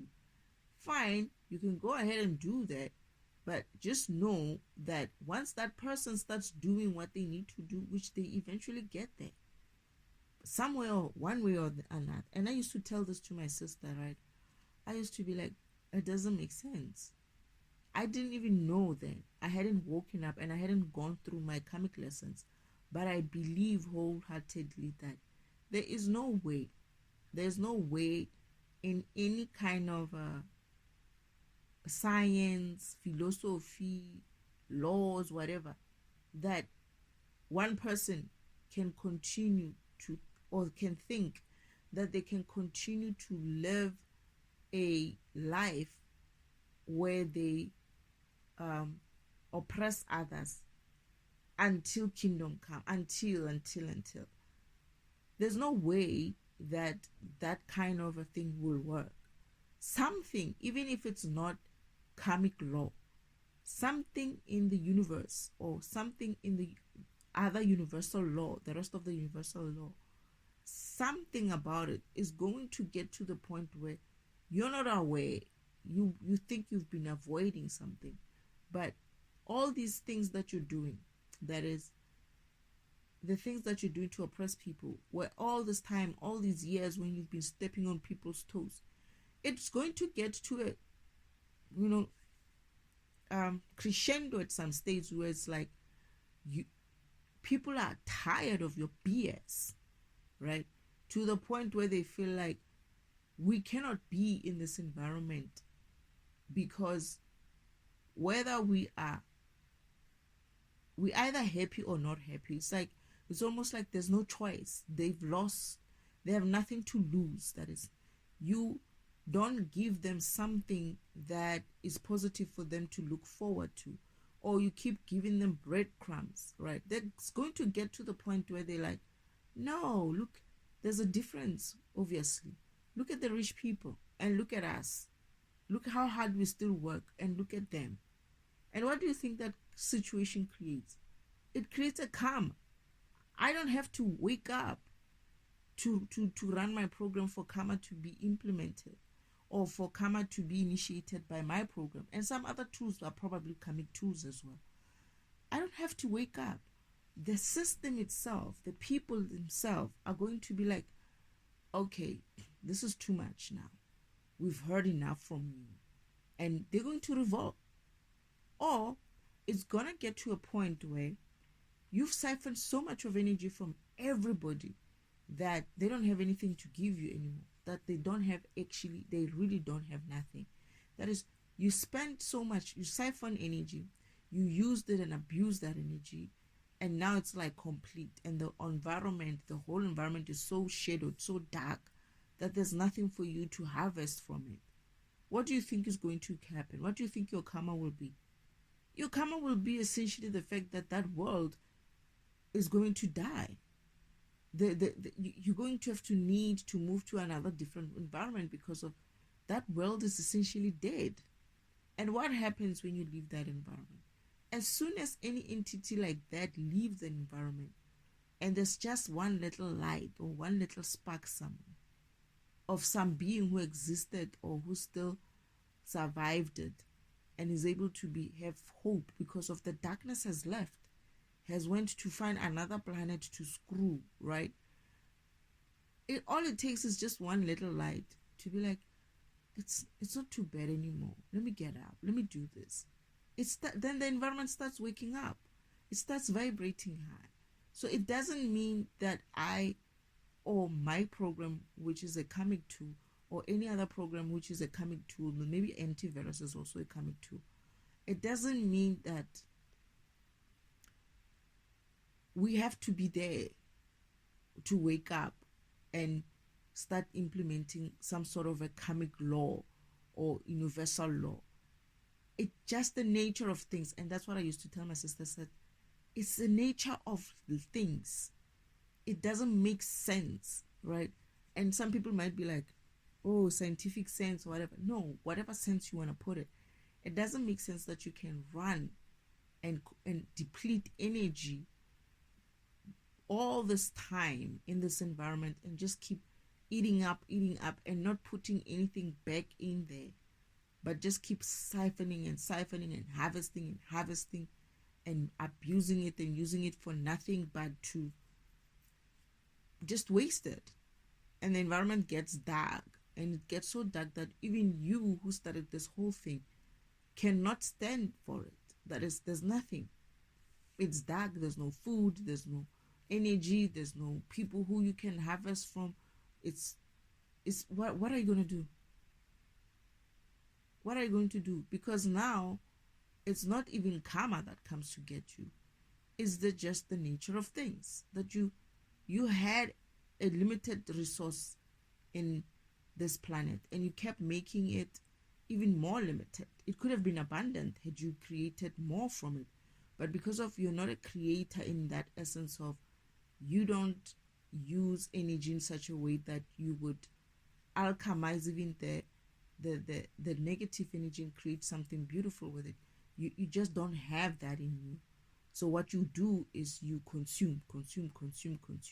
You never use your energy that you've consumed to create something beautiful that could help you to sustain yourself in the future. So essentially what you're basically doing is killing yourself, shooting yourself in the foot, until you find yourself waking up to the fact that, oh my goodness, I've been using up this energy, playing with it, not really honoring it, and look at me now.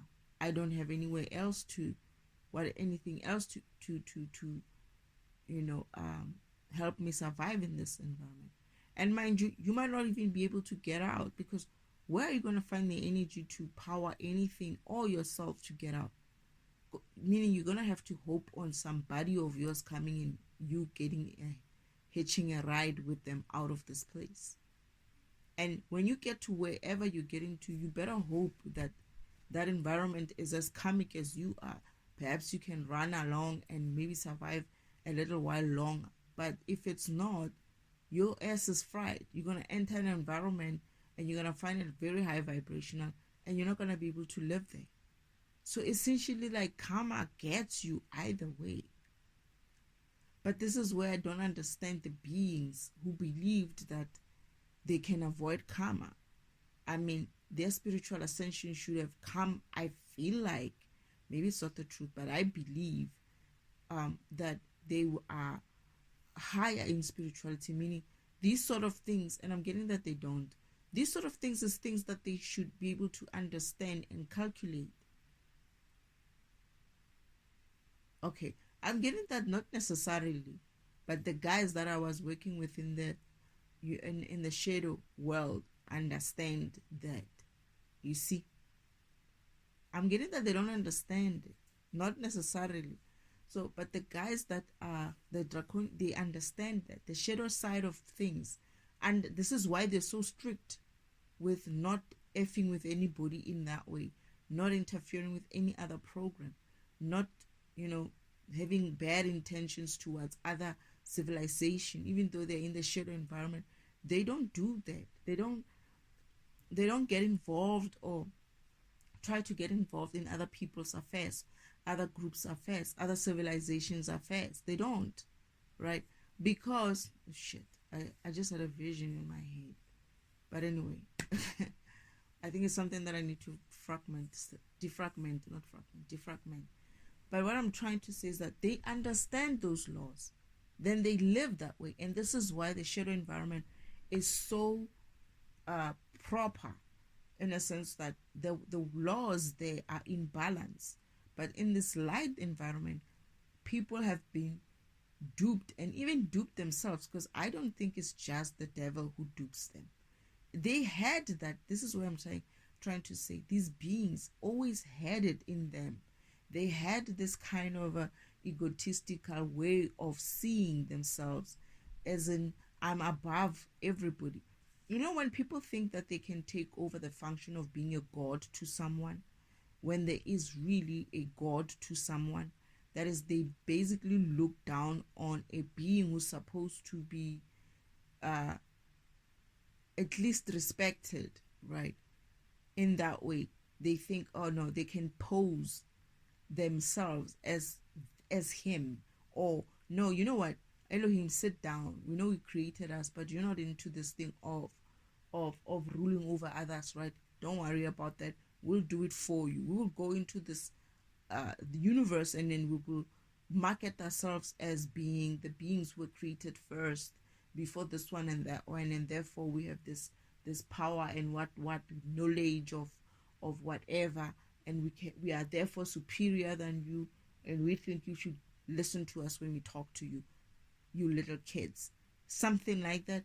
And when you look at how they got deceived by understanding that they thought that karma will never catch up with them, because they always thought that they thought that they will always have the intelligence to keep avoiding karma. But if you understand anything about this karma and the energy and the vibration, is that you even having the idea that you can avoid karma is low vibrational in itself. And when you start understanding that, you start seeing what? That you're going to drop your energy level in any case. Meaning the more you drop your level, the more you drop your vibration by thinking thoughts of, I can rule over others, I am better than others, I am mastered and ascended than others, our civilization are gods and they are ascended than others. The more you think like that, the lower vibration your environment gets. And this is why I think Father's saying, oh no, even the 5D worlds are not as 5D as they should be. So therefore they're going to have to do their own spiritual, as like the same way Earth is doing for 3D. They're going to have to learn to walk again their fifth dimension type of light. But what I'm trying to say is the lower they thought, right? The lower they thought, the lower vibration it went. And the lower vibration it went, the fucking dharma they got. And this is what I don't get when someone is talking energy, someone is talking vibration, that when you have low vibrational thoughts, low vibrational ideas, low vibrational beliefs, low vibrational thinking, whatever you want to call it, low vibrational behavior follows. It follows. It's always going to be part of the recipe. And the next thing you're going to get is what? What would be your outcome? You're going to be Dharma, meaning you're going to believe that shit that, oh, you can avoid karma, and keep even adding more shit onto yourself. And the next thing you know, bam, you're at this stage, 2026.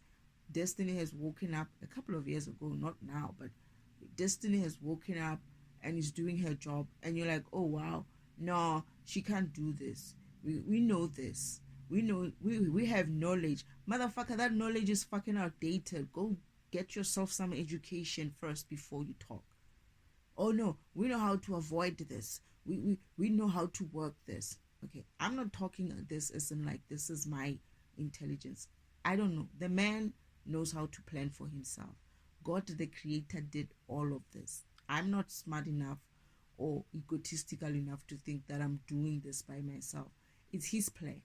I do, though, have an issue with his plan. That this plan of his is sacrificing my ass, right? That's my only issue. But I do give him props in terms of him understanding what he wants to do. I just don't like being the one to do that. But that's the thing. It's like they thought that they could be their low vibration or their mastery in whatever it is, or their ascension in terms of them being 4D beings, 5D beings, is so great that it will keep them in that element. But what they when they started going against the one law, only one, which was given to Earth as well, right? Only one law of the universal law. They couldn't even follow that one law of not interfering with other programs. That it is legal for anyone or any program being it a being, a planet, a civilization, whatever, to live off any other program's energy. That one law You don't have to be smart. You don't have to be a genius to understand that law. These motherfuckers who are calling themselves ascended in that way couldn't even keep up with that shit. And here we are today. Destiny is cussing her way through this defragmentation because of, I can't believe that I have to deal with this shit. I'm looking at this and I'm like, oh, why didn't I just keep my mouth shut? My brothers kept saying, like, don't do it. Don't do it. And I thought to myself, no, it can't be that bad. Huh? I should have just called my brother Yeshua to the side and be like, tell me. But that's the thing. Father didn't want Yeshua and them to tell me anything. I'm starting to believe that he might have done that on another different purpose. Because I thought it was because of, I don't need to come here with knowledge, right? I need to learn it when I get here. But I guess what, I do appreciate what he's done in a sense of, it gives me the opportunity to learn in my own way and not to be influenced by other people's experiences, but to actually learn from my own experience, which is truly what your walking your path is about. Is that you're going to do it your own way. You can't say destiny did it this way, you're going to do the same way. Your program is going to have to do it its own way. And this is why I say people who still keep going back and rehashing old text and old knowledge and old whatever are just fucking wasting our bloody time, right? We don't want to hear that shit. Tell us about yourself. Tell us about your own spirituality. If you're going to be sitting here and teaching, you need to be teaching us from what you know, not from what other people knew in such a long time ago, such ancient. And this is the issue, is that if that energy, right, was a 2-dimensional energy or 3-dimensional energy, and we are here today, right, trying to move past and moving into the 4th dimension or to the 5th dimension as well. We can't if we're also carrying low vibrational data, low vibrational historical data. It's going to corrupt us. It's going to be heavy on us. And similarly, these civilizations which were created in the olden times, right? Yes, they are older, they've been here longer and whatever. I have to ask myself, are they still relevant? Do we still need such programs? Because what did they do? Instead of maintaining this environment and their bloody high vibration, they're obviously proving to the rest of the universe that they can't do that. And that includes the galacticness, or what is it, federations of whatnot. Them as well. Are they still bloody necessary? They're not necessary according to me. If you're going to call yourself necessary and you allowed the shit to get to this stage, well, I don't know. This is where we're talking about mediocrity again. It's like, you're obviously not. Because of all the teacher programs which were here, who are supposed to be teaching these things that I am kind of like coming into light bulb moments of, right? My teachings, my own spiritual teachings. Because of I decided that I don't want to listen to anybody anymore. I'll go inside of myself and find my own data that I came here with. All the spiritual people, all the spiritual masters, all the spiritual teachers, call them priests, call them whatever, all these beings who come from advanced civilizations, or all these galactic persons who call themselves whatever, you know, who are knowledgeable, who have this, all this, with all of that, and yet we are here. We are here today. We are here gathered today to witness our own failures and mediocrity. It's mediocre. Let's be honest. This is BS. Seriously. With all of them, they can talk all they want, this top type of, I don't even believe some of them are real, to be honest. These people are talking about how they are like these beings, they're lighters. Okay, there are some that I know that they are real, but some of them I'm not so sure. I think they're there, but I just don't remember them, right? But in any case, some of the stories are being told are lies because of they are being told from the astral world. People call it, when I'm astral traveling, basically what they are trying to say is that when they are dreaming, and they want to use that as the truth. Their dreams. They want to come on to YouTube and teach people from their flawed dreams, which are, most of them are lies, right? I know that for a fact because I've been there. They've done that shit to me too. I have to defragment each and every, even dreams, my own visions, right? My own visions. I have to be like, am I dreaming? Was I dreaming here? Is this the real dream? Or is this the fake dream or a real version? I have to do that because of they put so much of junk data in your system, right? You have to learn how to differentiate from all this time that earth has been stolen, or not, I like to say stolen, but it's actually hidden. People have been added, their downloads are not correct anymore. You're going to have to learn for your own program which one is right, which one is not. And these people are onto the internet and they're talking about how they are meeting these beings. And I'm like, you are in the astral world. There's no such a thing there. It's actors, like truly actors. Some of them are wearing masks. They just get anybody, they take a video of that person, right? They have them play a scene, right? They take that video, they edit it the way they need to edit it. Even you yourself, they edit you into that video. And then you go and sleep, and there they go and set it in the astral realm. You're like, oh, I'm traveling the astral world. No, it's a movie. It's a movie. And the person will be like, I mean, sometimes I ask myself, it's like, how dumb can you be? This person, and I keep saying, when you feel like a dream feels very Hollywoodish, that you've seen this on Thor, these people, all these Marvel stories and whatnot, and you feel like your dream has something similar to something on the dream. People are talking neo shit, all that shit. If you start, when you start seeing those type of things in your dreams, know that you're having a physical world, or a physical world version of your spirituality, not spirituality, of a dream. God, Father, the universe is going to be very spiritual because it's a spiritual program. He's not gonna he's not gonna give you a vision of something that was made in the physical world. I don't know if I make sense.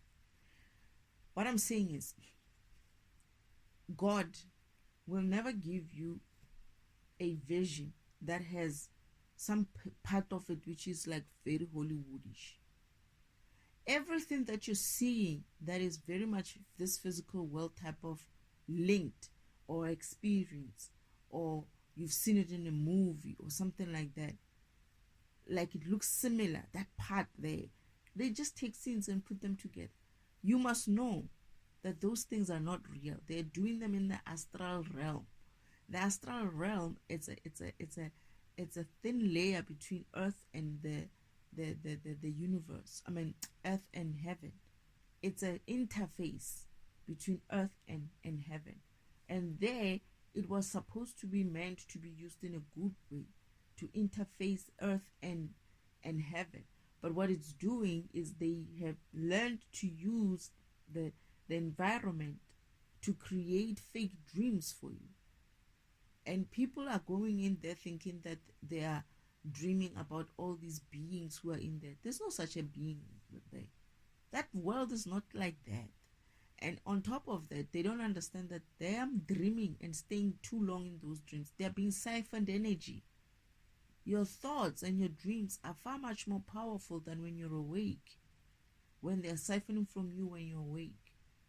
The energy that they get, they're going to harvest your fucking asses to extinction. keep doing that shit of, oh, I'm traveling the fucking astral realm, I'm traveling the astral realm, I don't like dreaming. Because when you realize how much of energy, I've seen it with my own eyes. What happens on the day when I wake up and I was having these weird dreams that I cannot understand, and some of them look very familiar. These people will even make you shake hands in your dreams with people. You don't understand what contracts you're signing there, or you're shaking hands with. Ha! Keep fucking astral dreaming. And it's very difficult to get out of that shit once you're in it, because they have control over you. And I'm not going to tell you how you're going to learn how to get out of it. Because the only way you're going to learn how to get out of it is to work with your spirit team and God. It's not easy. I still get those dreams even today. They still try it. The comics around me still try me. They still try me. They might not be getting as much energy as before because of I know now, right?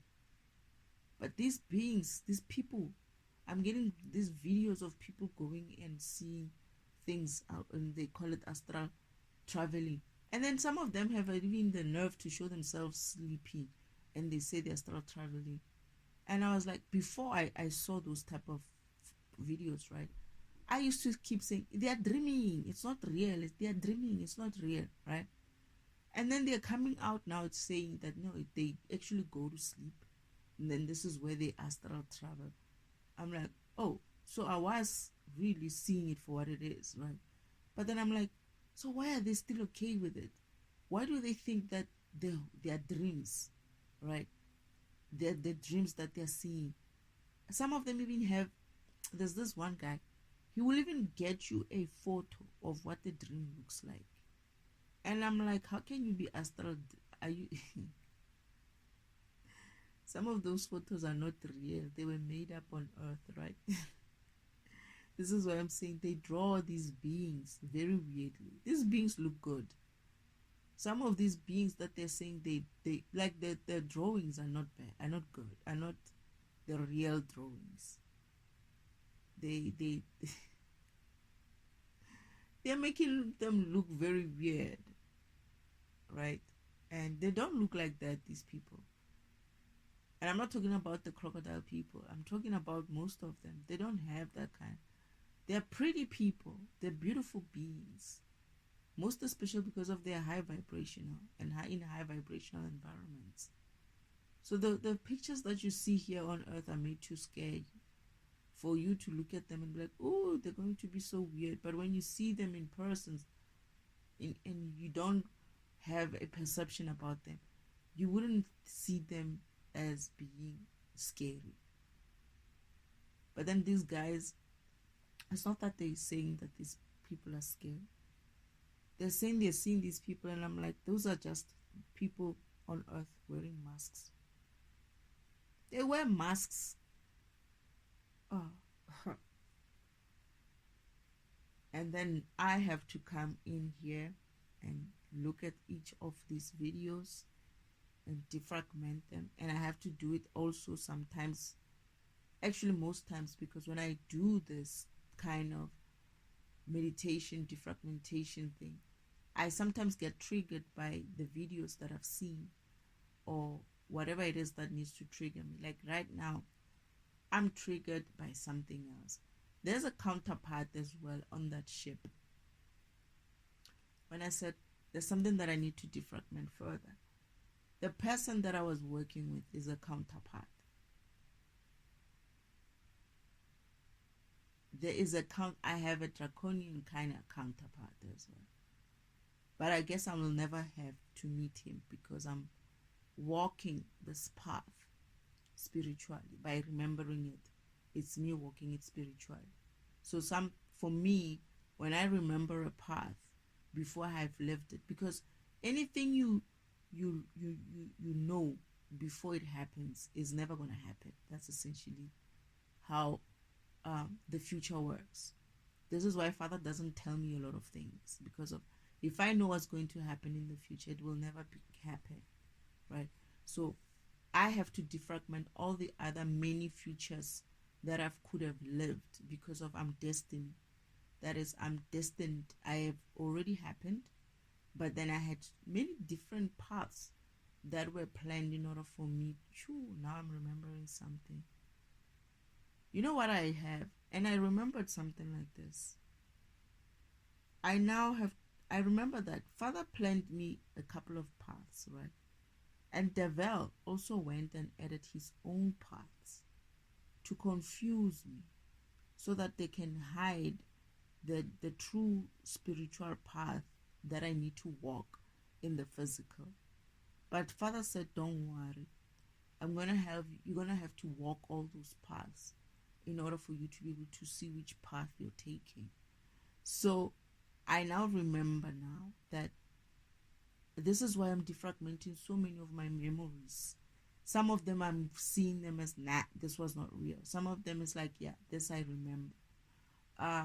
It's because they were trying to confuse me and to delay me from understanding which path I need to take, from understanding my spiritual path, the physical one that I need to walk. So in order for me not to finish and for me to get delayed so that I don't finish even, it's like, yeah. But I remember now that Father said you're going to have to remember some of these things. So the one about the draconian and this mission that we're going to have, I remembered it. So in part, the person that I was going to be working there as well, it's not just one. There were two of my counterparts in there.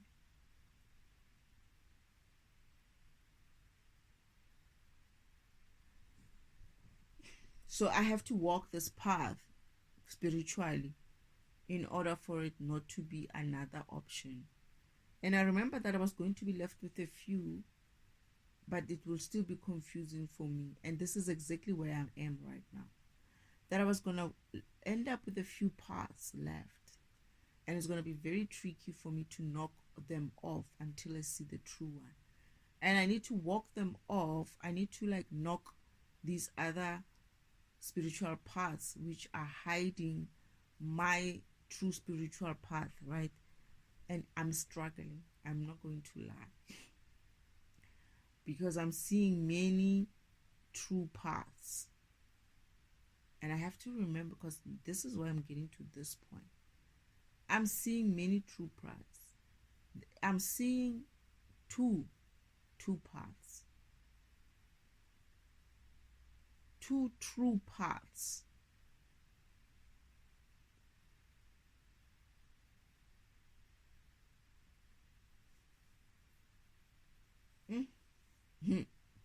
This is tricky. Because today, this afternoon, I was thinking, why is it that I can't resolve where I need to do, what I need to do next, where I need to go next? Why is it so confusing? And I'm realizing now that it's because of I'm towards the end, and Father said, when you get to the end, they would have inserted another path, but it's a fake path. You need to see it. You're gonna need to see it.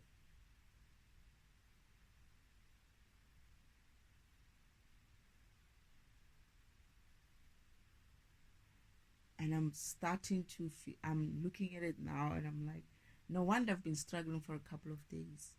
You know, these cards are like, they're supposed to help me, right? Because of my program being slow to receive the knowledge or the intuition. My physical program, that is slower. I'm tired physically. I cannot read that into that data quick enough. But hopefully Father will give me some. And what I'm understanding is that Father said something like, they want you to miss the timeline. That is, they want me to, there's a contract that they want me to miss. And if I do miss that, it's like I would have broken the contract.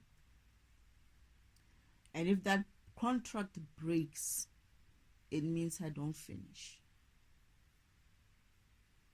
This is where Father said these people are going to add another fake path there.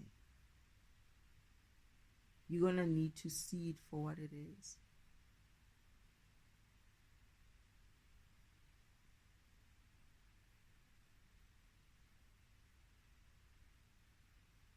Oh, there are 3. I'm going to have to knock off 1.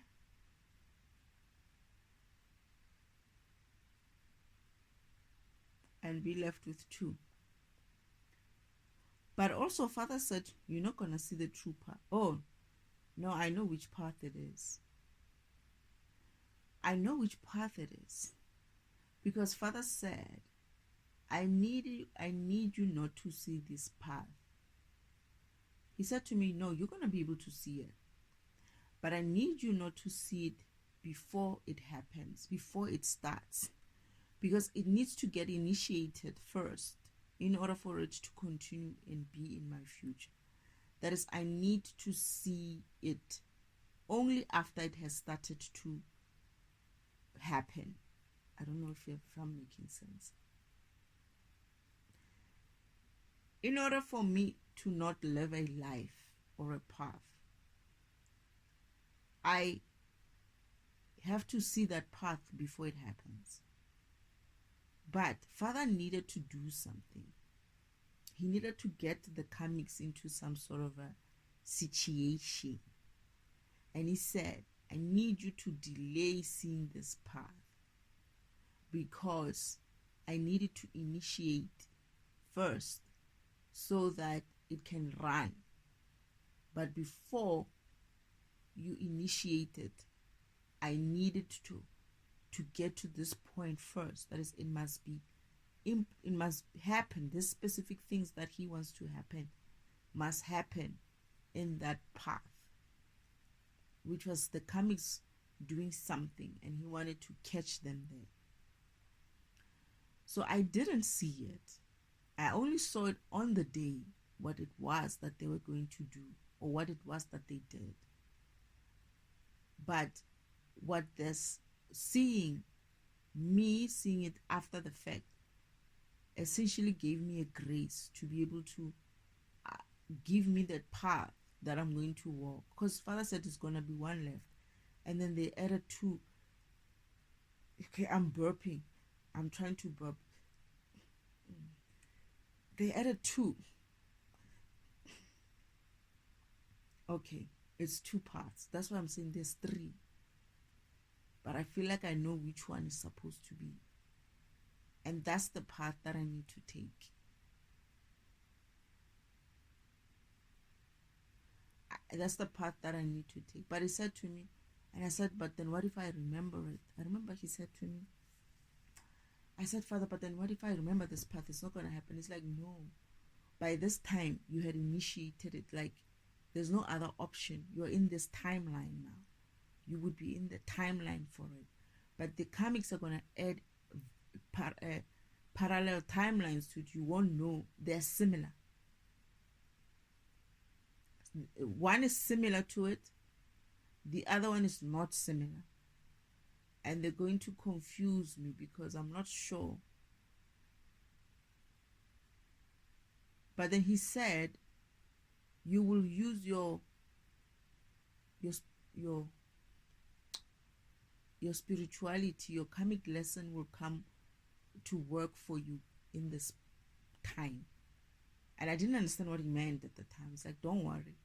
You're going to have to use your spiritual knowledge of what is real and what is not. And what I'm essentially seeing here is anytime there is a anxiety time, I know that spiritually, that every time there's like an anxiety of something not happening, or anxiety or fear of something, or a dream or a vision, let me put it that way, a dream that is uncomfortable, that's not Father. That's not Father. every time there is a version of a dream which I feel uncomfortable,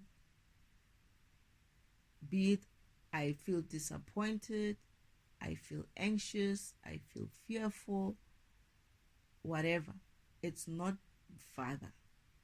That is, it's a low vibrational dream or a low vibrational sort of a vision.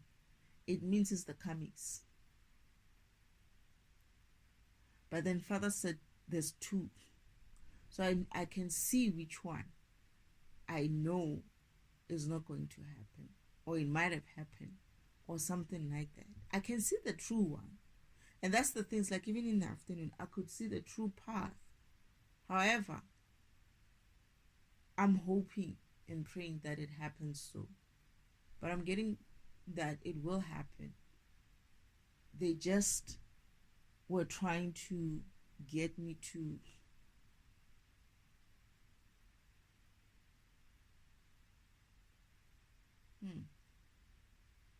I'm gonna have to trust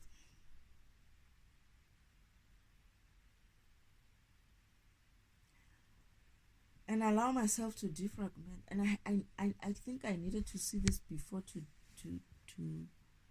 tomorrow, before the end of, or before after tomorrow. What am I saying? I need to see this before after the full moon. And I am seeing it before the full moon. So it's okay. Because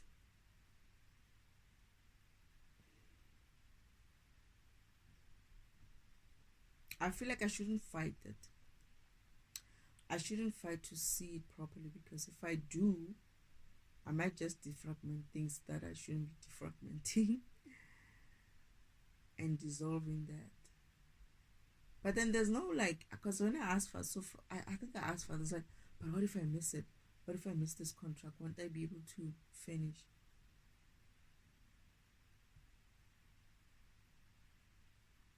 I don't remember what Father said. I think he said something like, don't worry about it.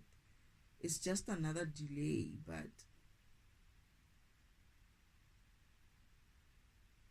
oh, you know what Father said? Because of it's the end of the path, I don't have other paths to walk.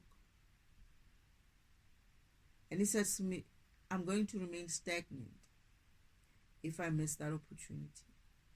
He said to me, I will just remain stagnant.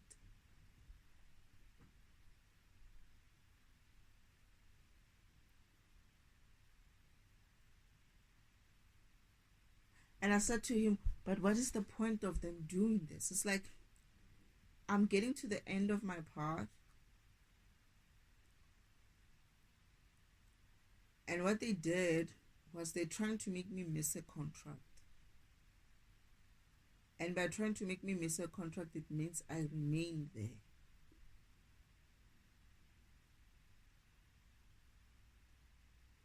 Basically, I continue to stay here. But even so, Father said to me, don't worry about it, because as much as they can do that, they can delay me. He said that it's a time issue. It's like I'm going to be delayed maybe by 6 months. Ish, these people. But then he says to me, don't worry, you're going to be delayed by 6 months. These people are stupid, because all that is doing is just giving you even more time to continue working on yourself, and more time. I remember them showing me, Father showing me something about it, that I'm going to get like, I'm going to sit there, do nothing, work on myself.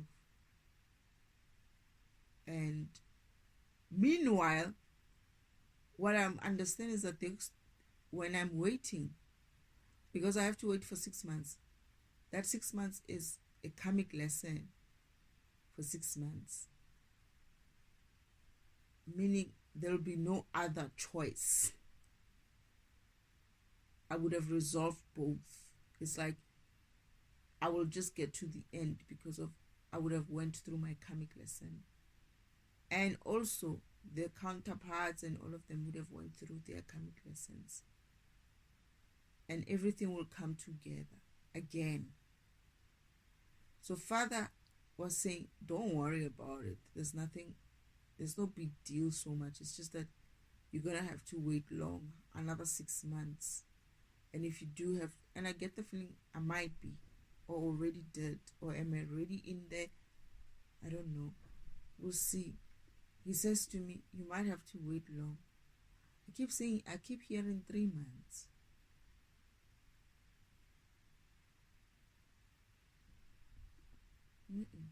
He says to me,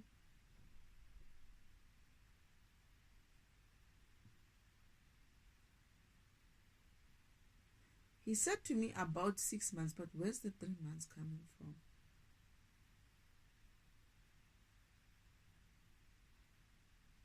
I feel like it's actually 6 months, but then there's the 3 months where I'm really like in their environment in a way. But then he says to me, it will still give you time. Goodness. You know, I knew that this shit is not gonna work out for me this season. Because I did feel like today, I was like, I bet I'm not going anywhere next month or the other month. And I was like, you know, somebody who said that there's a time when I calculated and it said November, right?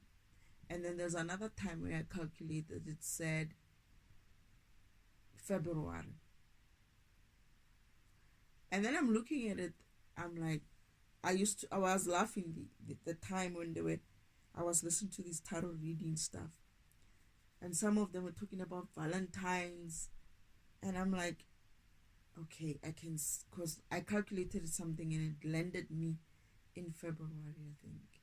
Because it's 6 months from now. Let's see, what's 6 months from now?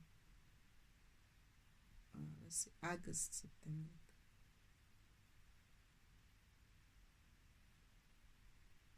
Yeah, it was from August. So, meaning I'm not taking August into consideration. I'm going to have to take September, October, November, December, January. Yeah. And what is essentially going to happen is that I wait. But while I'm waiting, I get that it's easy. I'm just, oh my goodness, I can just see that happening. It's almost like I'm sitting here, but I'm working on myself, and they are wondering why did they even stop me? Because they still go through what they need to go through. It's like their options are done. They have taken off every option they have. So whatever this avoiding of karma they try to do is they don't have any more options to avoid it. It's like they might have derailed me from finishing, right? However, like I say, it's the nature of things. Them not having any more options because they played the game up until the end to kill off every option they had. Now all I have to do is just wait. And while I'm waiting, the things that I couldn't do or they made to delay me are catching up with me. That is everything. And I keep seeing this kind of culmination. Maybe that's what it means. And it's the 10 of Pentacles. Culmination. The things that they derailed in the past, they essentially... These fools, they essentially gave me a time. I'm not going to change a timeline, right? But then now all of that energy that they deviated in the past, there's nowhere else to go but to catch up with me. It was anyway going to catch up with me, but it was going to catch up with me in a different timeline where they're not there, right? But then now it's going to catch up with me in this very timeline which they forced me to stay in again. Meaning they're going to have to sit there. Oh goodness, you should hear how they are taking me. They're going to have to sit and watch me go through my moments. And then I see this card saying manipulation and stuff. meaning I'm going to have to be fending off their manipulations and their trickeries and stuff, which is what I was trying to get away from, because it's honestly disgusting. It's like, I wish sometimes, Nick, I get this. Sometimes they are so bloody stupid, right? That I could almost, like, I guess I'm going to get there. I think I'm gonna get there, where I don't want to be dealing with them in the sense of trying to tell them anything, because I feel like it's a waste of time to try to tell people. You really don't see how stupid this whole thing is.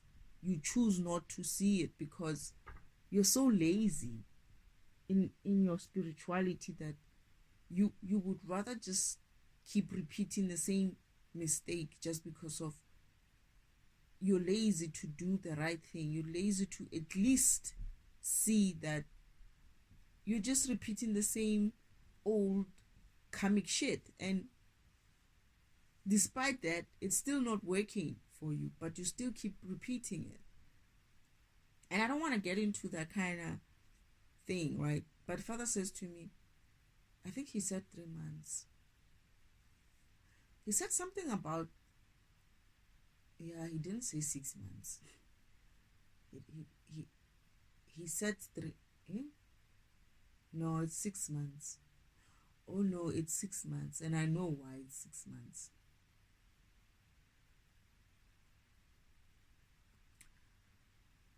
I know why it's 6 months.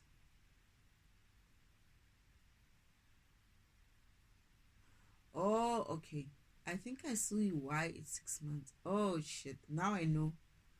Yeah, I'm here for a while. Oh my goodness, I can't believe I'm coming to this understanding. They did something. I did miss something, or I would have missed something. Father said it's fine. Anyway, these comics, right? The emperors and the divine masculine are not gonna be able to come through, right? And that is means that I'm staying here. However, it also means that I get to sit here and plan and plan properly. That's what I'm seeing. It's like I'm sitting here, I'm moving forward anyway. They like to do such things, right? And all because of they don't want to accept the fact that they're going to have to pay karma. They don't want to get to the point where because the last run, it's like it's the last run for everything to finalize and everything to be cleaned up and everything to go back to where it needs to be. But another thing that they did was they don't realize that me staying here longer, it means me getting another chance or more chance to refine my defragmentation, where I could have not seen certain things. I'm essentially seeing it. Am I happy about it? No, I'm not. I'm pissed. And I did sense it. I was like, here, I'm not going anywhere far. Because of these cards keep reading like it's today. These things are happening in the next coming few months. And I'm like, wait a minute, why are these people still showing up in my timeline in the next coming weeks and months, right? Why am I not somewhere else doing my own thing? Why am I not where I thought I would be? And it's because of they did trick the system to derail myself and these comics and whatever. But then I eventually finish, and once I'm done, it is what it is. It's like these people don't realize that me being paused, and I think I saw the hangman, me being paused is not a good idea either. It's not a good idea because they're giving themselves enough time, not enough time, a long rope to hang themselves. But in that time, I'm going to be refining them, the defragmentation on them. like whatever it is that I didn't see is going to come out, because they're giving me an opportunity to see what I missed. And I'm going to be able to plan and do and prepare myself um, relaxed.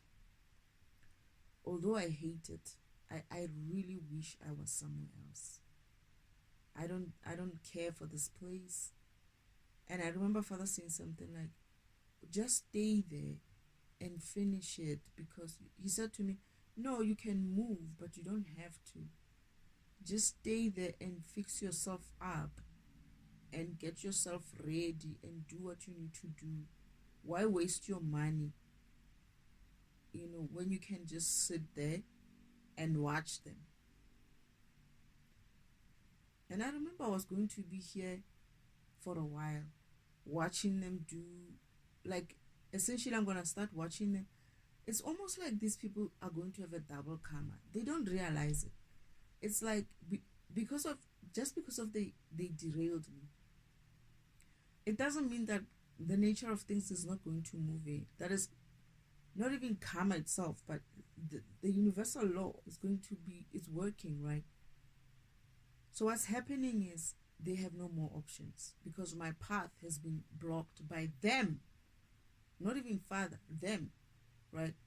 So certain things are catching up. And I remember Father said something like, your stuff is going to catch up. Don't worry about it. It's going to catch up with you. And it will catch up. And once it catches up, I'm going to be sitting here while all those things are the culmination of it is coming to find me, just sitting here and chilling and using them and their resources. And in that time, I get a chance to do whatever I wanted to do. I'm actually upset.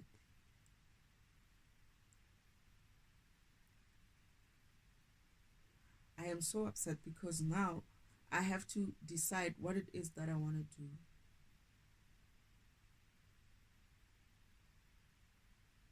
How am I going to do this? Because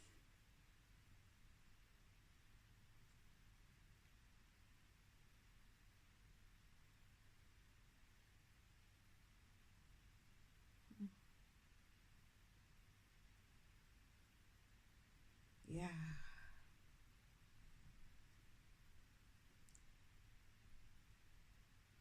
I don't even know. I don't understand this. It's like these people. Father said to me, I remember Father coming to me, it's like, oh no, they're going to delay you again. But don't worry, it's going to catch up with you. You're going to sit here and do what you need to do. You're going to be learning. You're going to be preparing yourself to move forward. Some things are going to get clearer. You're going to see them going through their own turmoil and their own towers. They're going to be going through it, and you're just going to have this sunny type of disposition, because everything will be working out for you and everything else will be in the reverse. It's like I'm stagnant, right? And they're going to be stagnant with me. However, my stagnancy, I have things that were anyway going to catch up with me, which they delayed, right? They're going to catch up with me anyway. And then on top of that, there's then the part where I finish my path, where they're not going to have any option to stop, whatever. I would have been delayed the way they wanted to delay me. And then eventually, and I have to, like, they say something like standing my ground. Now I understand why I always get that 7 of Wands, that they will be keeping to try to trick me, manipulate me of some kind. But I'm like, what's the point? I'm already at the end. What are you going to trick me to do? Go backwards? I think they're going to be trying to, I remember. They were trying to play on my emotions, to say, look at us, we're suffering. And I was like, good, suffer some more. Suffer. They thought I was going to be like, I was looking at them and I was telling them the truth. This is why they kept saying I'm going to be the Queen of Swords. I kept telling to them, it's your turn now. Enjoy. It's not my job, it's your job. You carry your own burden. How can you be so cruel? It's like, remember those many years ago when you were cruel to me? The same way. I don't give a fuck about you like that. I don't care. They're gonna go through it. And now I'm understanding this now. I'm pissed now. And I was saying, everything that I keep feeling like, oh my goodness, why do I feel like I'm gonna be here December? I kept saying something like that. Especially the past few days. I'm like, why can't I see through this? And now I'm realizing, shit, I might have missed something, or they were going to make me miss something that I'm going to have to be stagnant again. It's not me per se. They made someone not come through. They're going to delay something, but something is eventually going to come through. It's going to catch. It's like something that they delayed. I'm not understanding this. It's like everything else they delayed, right? That was delayed. It's going to catch up, but one at a time. I remember Father showing me how whatever they delayed for me, let's say they delayed it, whatever they delayed 9 months ago is going to already be in line with me now. Something 6 months ago, yeah. Whatever they delayed 6 months ago is going to be in line with me now. Right. Whatever they delayed 5 months ago is going to be in line with me. Let's say the first one is in line with me in August. The second one is going to be in line with me in September. Every time they're going to be like, it's going to be like that. And I remember Uncle Olman being upset about what they did, that you're going to make her rich, basically. Because they kept moving things.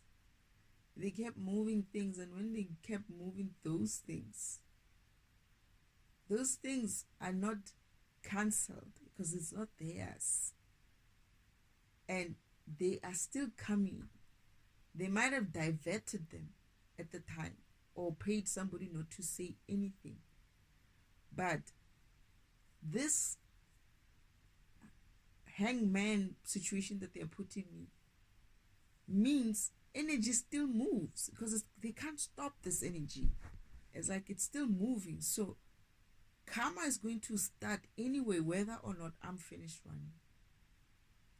That is, it will catch up. Whatever was running behind, that was coming behind me to catch up with me, that karma is going to catch up, not just with me, but with them. Ooh, they're going to receive double karma, these people.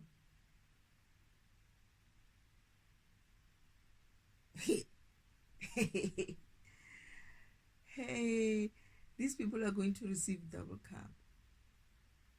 Maybe even triple. It's not double, it's 3 times or so. Why? One is the fact that I'm stagnant, right? That stagnancy for them as well, they are also going to be stagnant. That's karma number 1, right?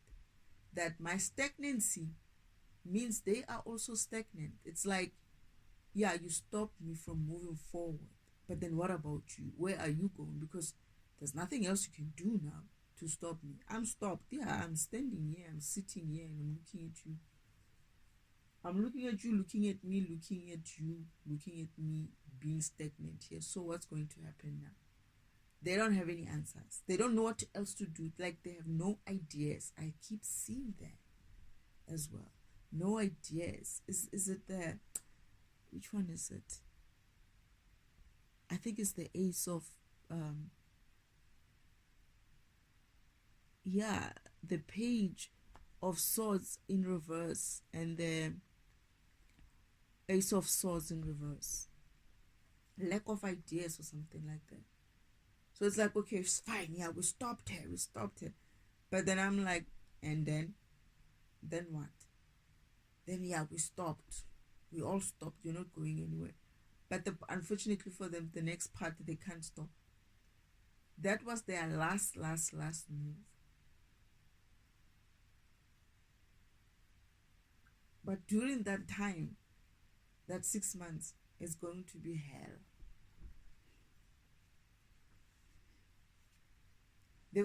I'm gonna be watching them go so slowly into hey, now I remember this version. They're gonna go broke. They're gonna have all kinds of problems, all kinds of, some are having sicknesses and stuff. So this moment has finally caught up with them.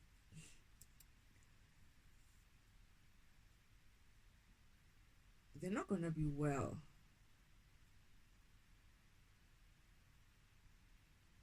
They're gonna be living off of very limited energy. They like sharing energy, right? Siphoning and sharing energy, especially siphoning from other people. So they'll be like trying to find balance. And I kept feeling like that today, that the imbalance is not me. The imbalance is between them. It's like, as soon as mine is finished, like I'm going to be done. And as soon as mine is done, I'm out of that circle of theirs. Like I've served all my karma, right? I've paid all my karma. They're gonna be left with the rest. And they're gonna have to share in that little limited energy. So it's almost like they're circulating it amongst themselves.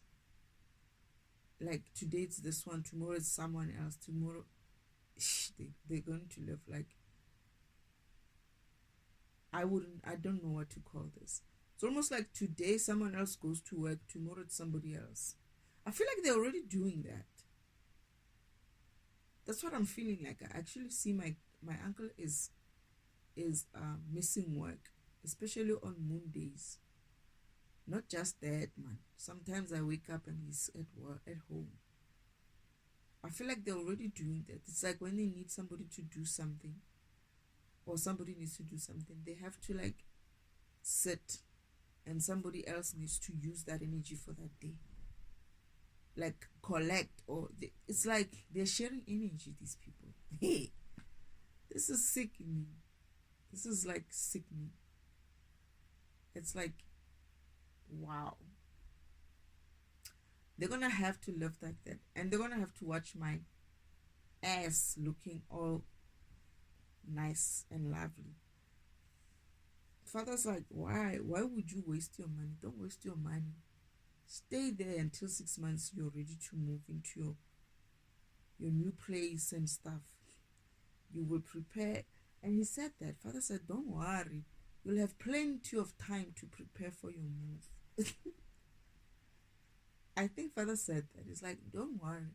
And he's like, why are you going to leave? Leave these people. They want you to stay here. You're using their resources.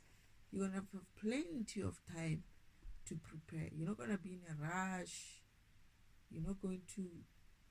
And I think I want to do my courses, but I don't know how I'm going to do that. I don't want these mofos following me wherever I'm going.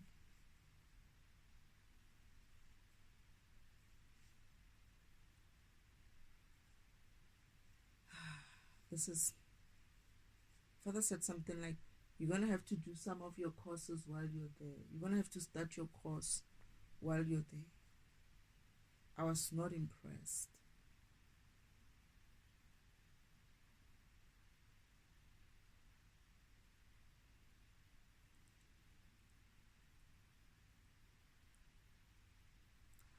Okay, I think I know what they did.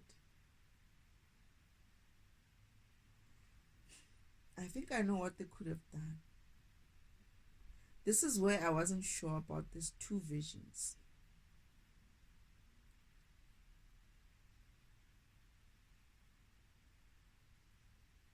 And I believe I might have to walk them physically, all three.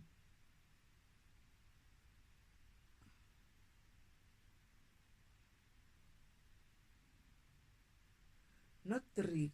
There's one. Okay, no. I don't have to walk the other one because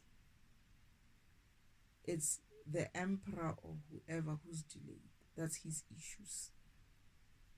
The other one, which was true, where they didn't delay him and he was going to come to me, is going to be cancelled as a result. That is, I don't have a path to finish this path with. So it delays me because of the universe has to reroute to get me out of this timeline. And then I'm going to be stuck with them. Oh, and then they also did something, or they may have done something. We'll see.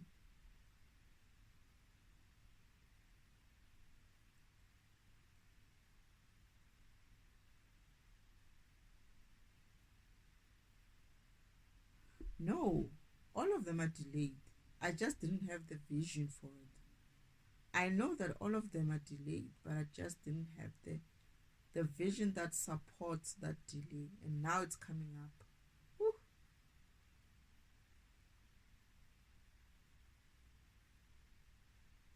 Yeah, well, I was hoping that I really hoped that I could have done. They did something. Remember, I said something about them doing something Sunday, that they were going to do something on Sunday. And whatever it is that they did, they were smiling about it. And even having this type of ego and laughing and intensifying their torments. But it looks like they did manage to do something. But it is also a backfire in a way. It's going to start backfiring. Whatever it is that they did is going to backfire soon. But Father said to me, why? Don't worry. You don't have to leave. Relax and prepare yourself. No, I remember Father said to me, or maybe I'm living it physically. I mean spiritually. Yeah, I'm living this path spiritually. Maybe it's not going to happen. Or it's going to happen differently.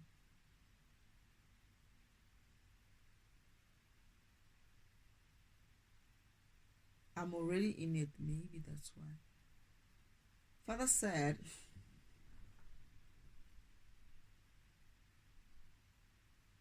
no. Hesh, I don't know. But I guess if the universe is allowing me to defragment it, it means it's a path that needs to go. I'm going to be, Father's going to say to me, leave only when they tell you to leave. Let them tell you that. But in the meantime, prepare yourself. It's like, why do you have to leave? As long as they don't tell you, just take your time and prepare yourself. Don't worry about them. Just do your thing. And take your time and prepare yourself.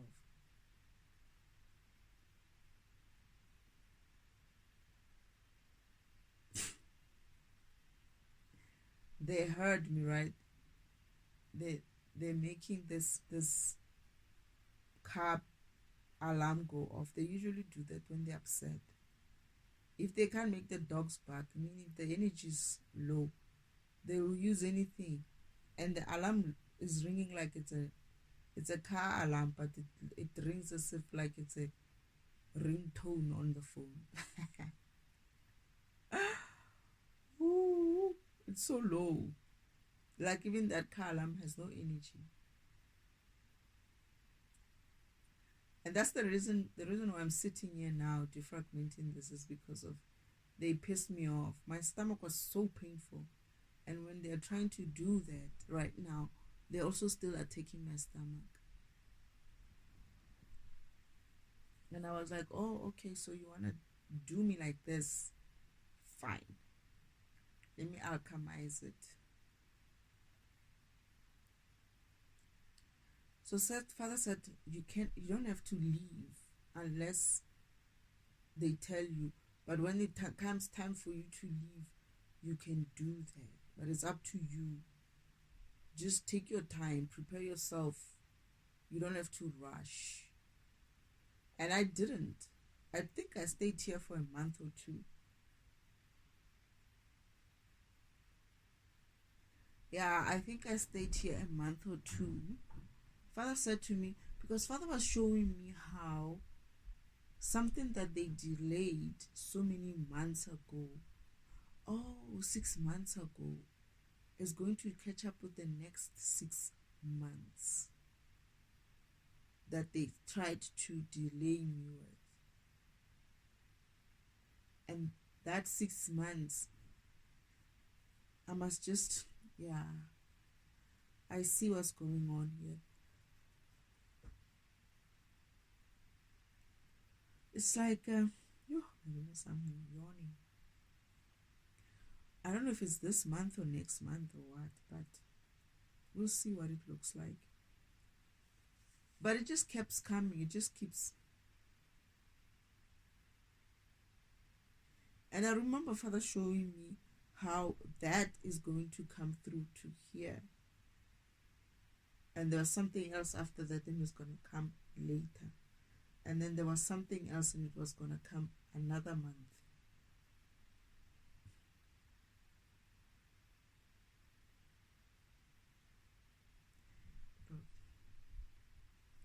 But also, Father said to me, don't tell them anything. Don't show. Just prepare yourself.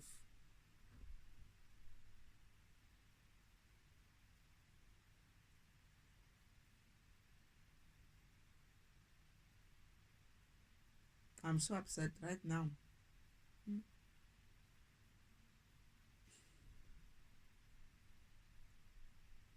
Yeah.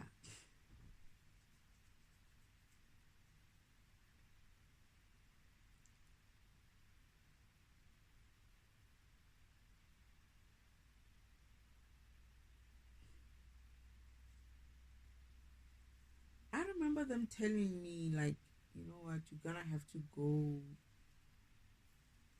You can go, whatever. Like, they couldn't stand me. They couldn't stand watching me every day. Like, they were going through it, right? But they were going to, after they said it, they're gonna go even through a lot more. Father's like, no, it's not a problem. It's like there's 3 different scenarios here. There's a scenario where I live here for the next 6 months. There's a scenario where I could live here 3 months. There's a scenario where I could live here for a month extra. Father said it's going to be up to you.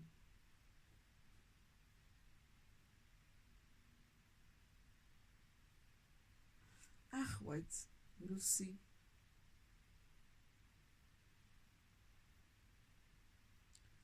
I'm gonna have to wait and see. Today's a new moon, right? They're siphoning. What's the time? Yep, 20 minutes past 12. It's the last full moon day. They are using I'm just starting to itch and but it's so low. They did it with that bell. The car alarm, and my stomach is tightening again. My stomach is painful again.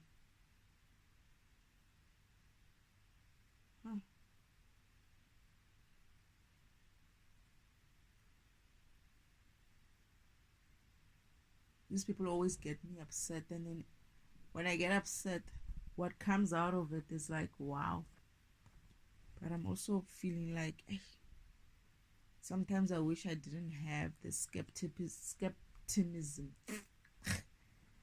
about things, but I have already developed that.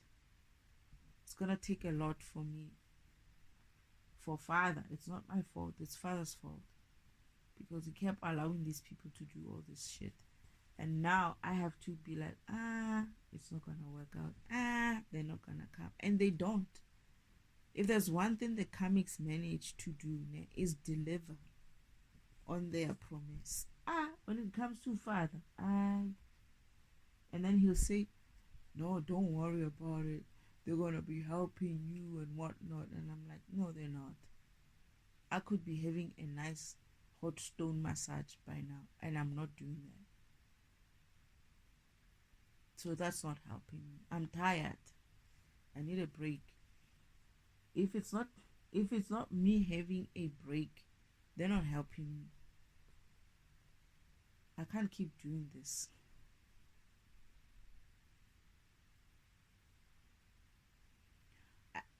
Dealing with the comics is like, I've never dealt. It's like, I don't think there'll ever be a bunch of stupid people in the universe ever.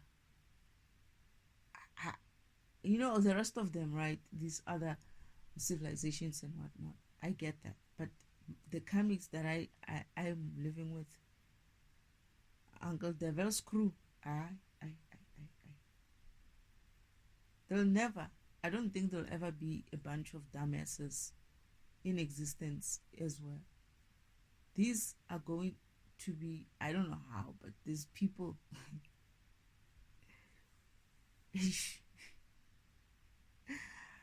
they are so dumb. It's like, I don't know what they're expecting to see.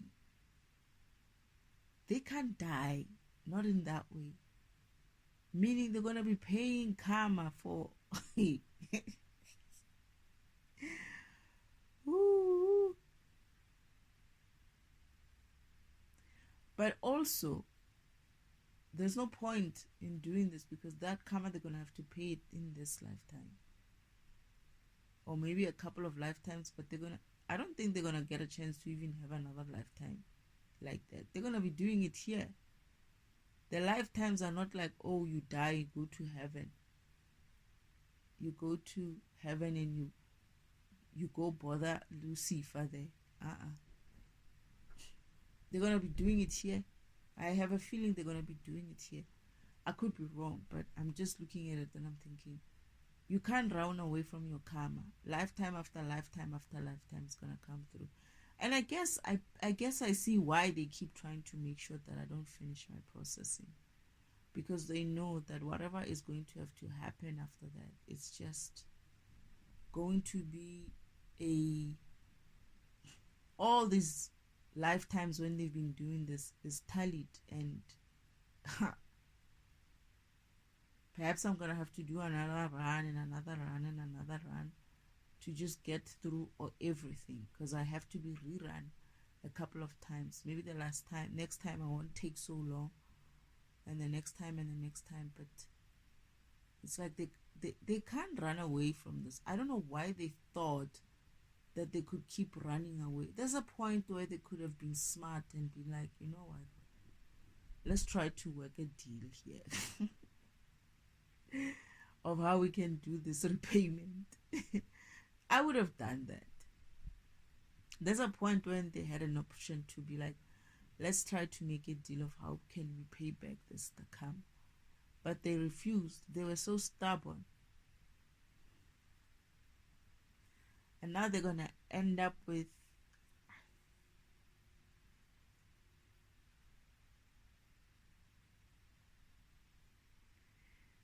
that will be too much of kindness for them not to exist, because I'm the one who asked for that, not for them. I asked for myself. So for them to be given an option of not existing, that is not fair. Although I don't mind. That is, if they have to not exist, I also have not to exist. Seriously. Because But that energy has to be given back again. They have to pay back the energy. Yeah, you can tap on the roof all you want. No, they're gonna have to pay all the energy first.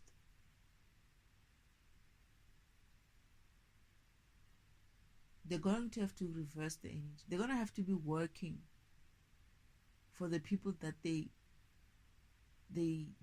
owe, because they have no energy on their own.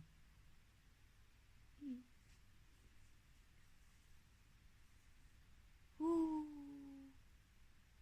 I don't know how Father is going to do this, but I'm sure he has a best way to do this. But this is the sort of thing I'm saying. Can I be excused the next time? I don't want to be part of this.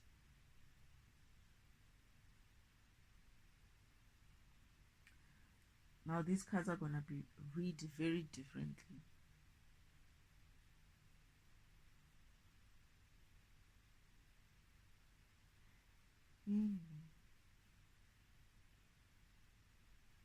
Is there anything else, Spirit?